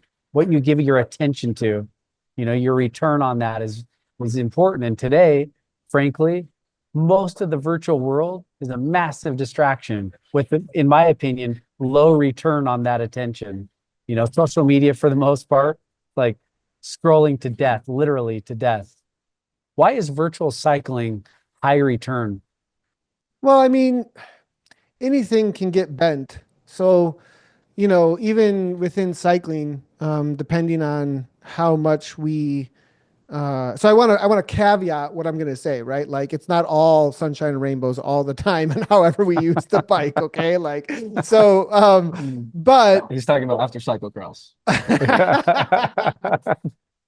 but I will say that I think because it tends to, well, first and foremost, it's just healthy for your body. You move. We're made to move.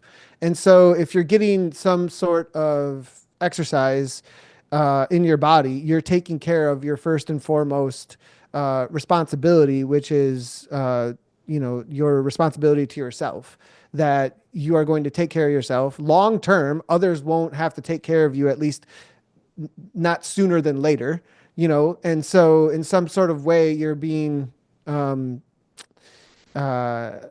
taking the responsibility of your own health. So that's the first and foremost one that I would think. But then secondly, I think there's also a communal aspect to cycling because we tend to do a social thing around cycling. So that common space of sacrifice, even if it's like super competitive, I'm kind of okay with that. Like, and the reason why, and even if it has a little bit of attitude on it sometimes, because I sense that competitive thing, even if we can't see it in our forefront, like cognitive brain, like if we don't even like know it, back here somewhere, there's actually a good about trying to be the best that everyone is pushing each other toward. And even if in my pride, I think it's actually all about me and all this kind of stuff, there's actually something behind that eventually I might grow up and mature into. Like this is me talking to 20-year-old pro Nathan who thinks like winning is literally everything, and going, did you know that whole time it was all about aspiration toward a good that's bigger than you, because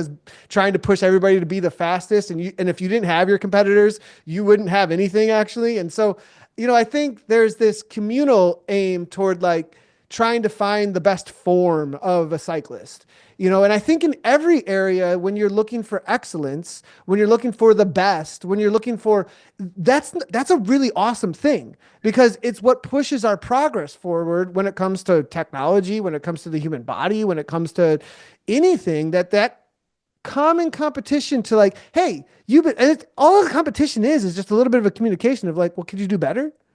Maybe I could do better. Could you do better? But we can get wrapped up in our own little worlds of like, am I better? And do I meet the identity issues that I have about whether or not I'm good enough and all that kind of stuff. But at the same time, I think there's actually a communication of we're aiming at something that's we all call good. And as long as that thing's actually good, as long as that thing is like actually good in some sort of final sense, I think that cycling then in this, even bars that we set for ourselves, even if you don't want it to be competitive with others, is always going to be a good return on investment if you're a part of that movement. And there's it's not just cycling. There's lots of areas and domains of life that have that. But in this community, that's how I would see it. Yeah, 100%. I think there's so much positive. Oh, you can talk about like being on the bike and being in a hard situation, and a lot of amazing athletes. Like we interviewed Keegan Swenson forever ago, and he's like, the things I say to myself in a race, I would never say to anybody else, but I say them to myself. But it's so true of you're really mean to yourself, but at the same time, whatever gets you there is going to get you there. And I love a quote that says, the best athletes are those that have perfected chasing themselves. And it essentially means a young maturity racer essentially has rivals. They see someone that's faster than them, and that's what chases them. And then they get to the top of the pyramid, like you're saying, and they're like, well, freak, there's no one else but me. And so then, but by that time, the small mindset shift is I'm just chasing the next me. I'm just chasing the next, like, hopefully by that time with the right amount of positive mental coaching, you're chasing yourself essentially at that point. And I think that's so beautiful in cycling. It's a selfish sport in that it's all about you in some aspects of your own mental capacity, and yet you need a team no matter what, just to keep yourself sane and to keep yourself above water. So it's the greater win is progress, right? And that's why I think, I mean, I'm blown away at the community. I always am when I log in, and I'm like, there are this many people on here, and they're not there to beat each other most of the time. They're just there trying to win the day. And they're just trying to progress, and stave off the stressors of the day by, getting some serotonin. So Yeah, I mean it is a remarkable sport that way. I'm always amazed that there are some big egos, but the egos, if you really take a step back, you can really see the beauty in just progress, and there's just not a lot of other life sports that can go a lifetime. An 85-year-old with bad knees can still hop on the bike and still progress. That's one So thing at Vision Cycling. So prior to the involvement in Zwift, Vision Cycling was something that I launched in order to make cycling a household sport. I saw that Nike was doing a better job than me recreating the wheel. And so I turned it into an elite junior program instead, but we still had like shop support across a lot of different local shops with Vision teams in order to support up and coming juniors and a flagship pro team. But the idea there was very similar to what you were just saying there with everybody, that we have a shelf life of a sport here that is way longer than most sports, actually, that we need to focus in, I would think, on creating a cultural movement, a traditional movement that has a really high value on sports that have a very long shelf life. Because currently we have a lot of focus on things that mostly go maybe to the varsity level in high school and then die out. You kind of learn it in gym class, and there's a big push on athletics. And then you go and you maybe get a scholarship to college, or you play college athletics in some sort of a way. And then what's the only other one that's got a shelf life, but you still need like a facility, a pool? And besides that, maybe running shelf life is really good if you got good knees, but outside of that, we're not really, and those aren't our main ones. Those aren't our commercial sports. Those aren't the ones that we really talk about on the kitchen table. And so having a high value shelf life sport, I think, would be a really good movement just for the general health of our entire population, to see more investment in cycling specifically. And that's actually was one of the heartbeats of Vision Cycling early on. And then I saw that I could encourage cycling a lot, specifically in the virtual communities at a worldwide level. So I shifted focus to help grow cycling communities virtually. awesome. How important is Nike? Dude, Nike is amazing. Nike is the future of cycling. Unbelievable. Yeah. It is like the ultimate, seed program, right? I mean, talk about venture capital. Like, this is the way to do it, for humans. So, yeah, I love that idea of shelf life, of an activity and really trying to bolster sports with shelf life. I mean, swimming, cycling, and what? Pickleball? I think pickleball is slaying it. So I want to say something. I chatted with Rassam Bahati at ZCL actually, and there's different levels of getting the seeding program that you had talked about. There's different levels of introduction of a tradition on a weekly basis at a local sacrifice space, essentially. Like, where do I go and hang out and give time to this thing so it becomes a part of my DNA, the part of the way I think about what we do. And we have local baseball. Dude, I can walk literally 5 minutes, not even 2 minutes, and there's a baseball diamond right there. I can walk another block, there's a basketball court. I can walk another maybe 5 blocks, and I got a football field. Where the heck is the cycling? Or where the heck is do you see what I'm saying? Like, I'm not saying this out of like, like, what's wrong with you? I'm more saying of like, well, obviously we value those things because they're everywhere. But that took like 100 years. Because like Lambeau Field didn't just like show up, right? Like people, and so Bahati is doing this amazing program where he's just introducing cycling in gym classes, right? Like, hey, this is a sport you could, because did you learn cycling in gym class? I didn't learn cycling in gym class. So like NICA is like one time removed, which I think that should be there.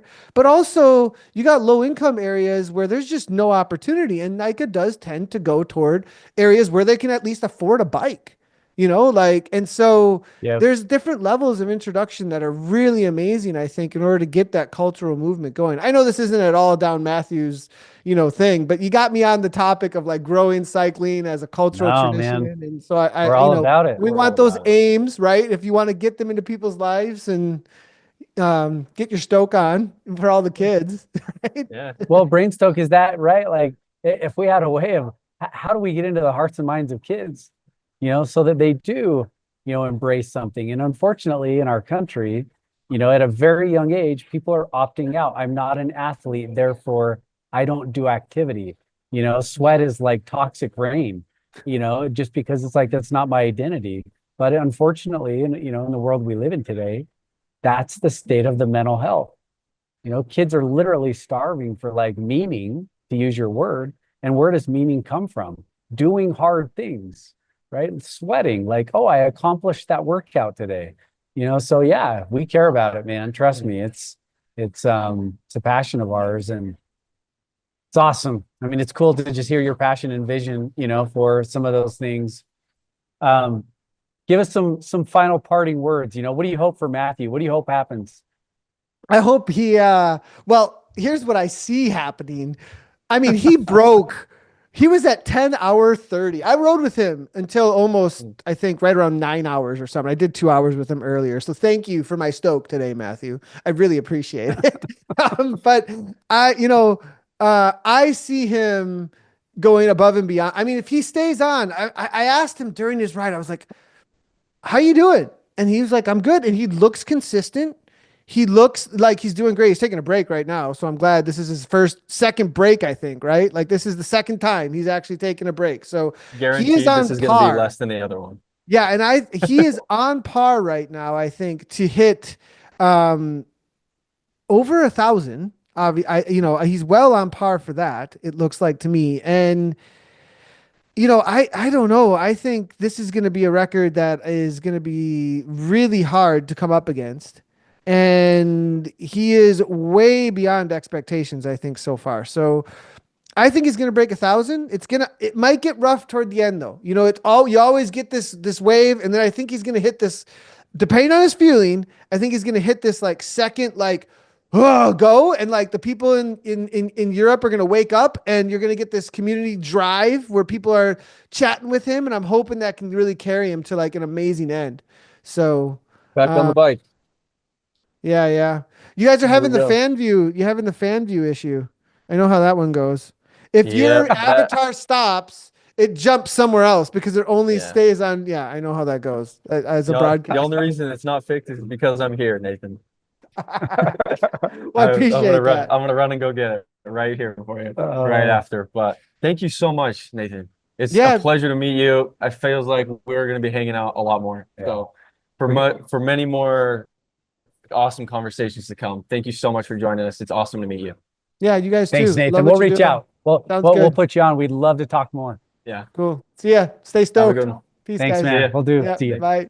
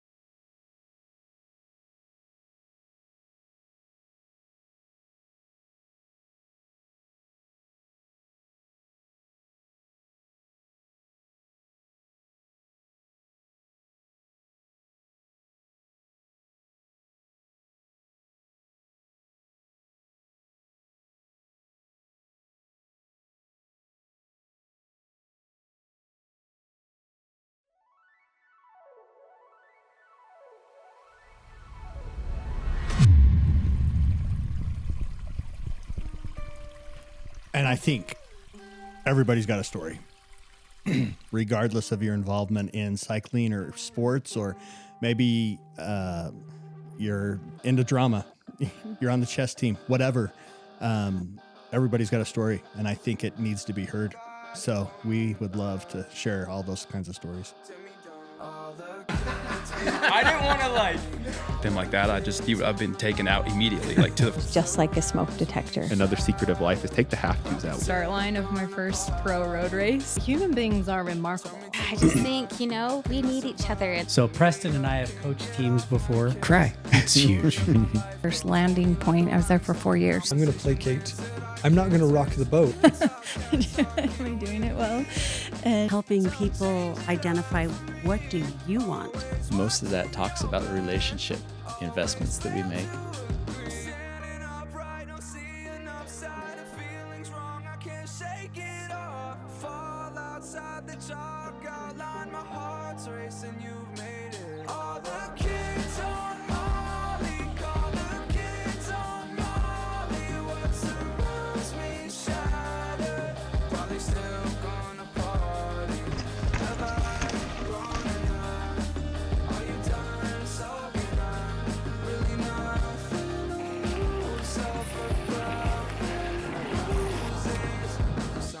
Slip me up, only you and I figured I'd hit you up. I'm going through a lot on avalanche, yelling from the top.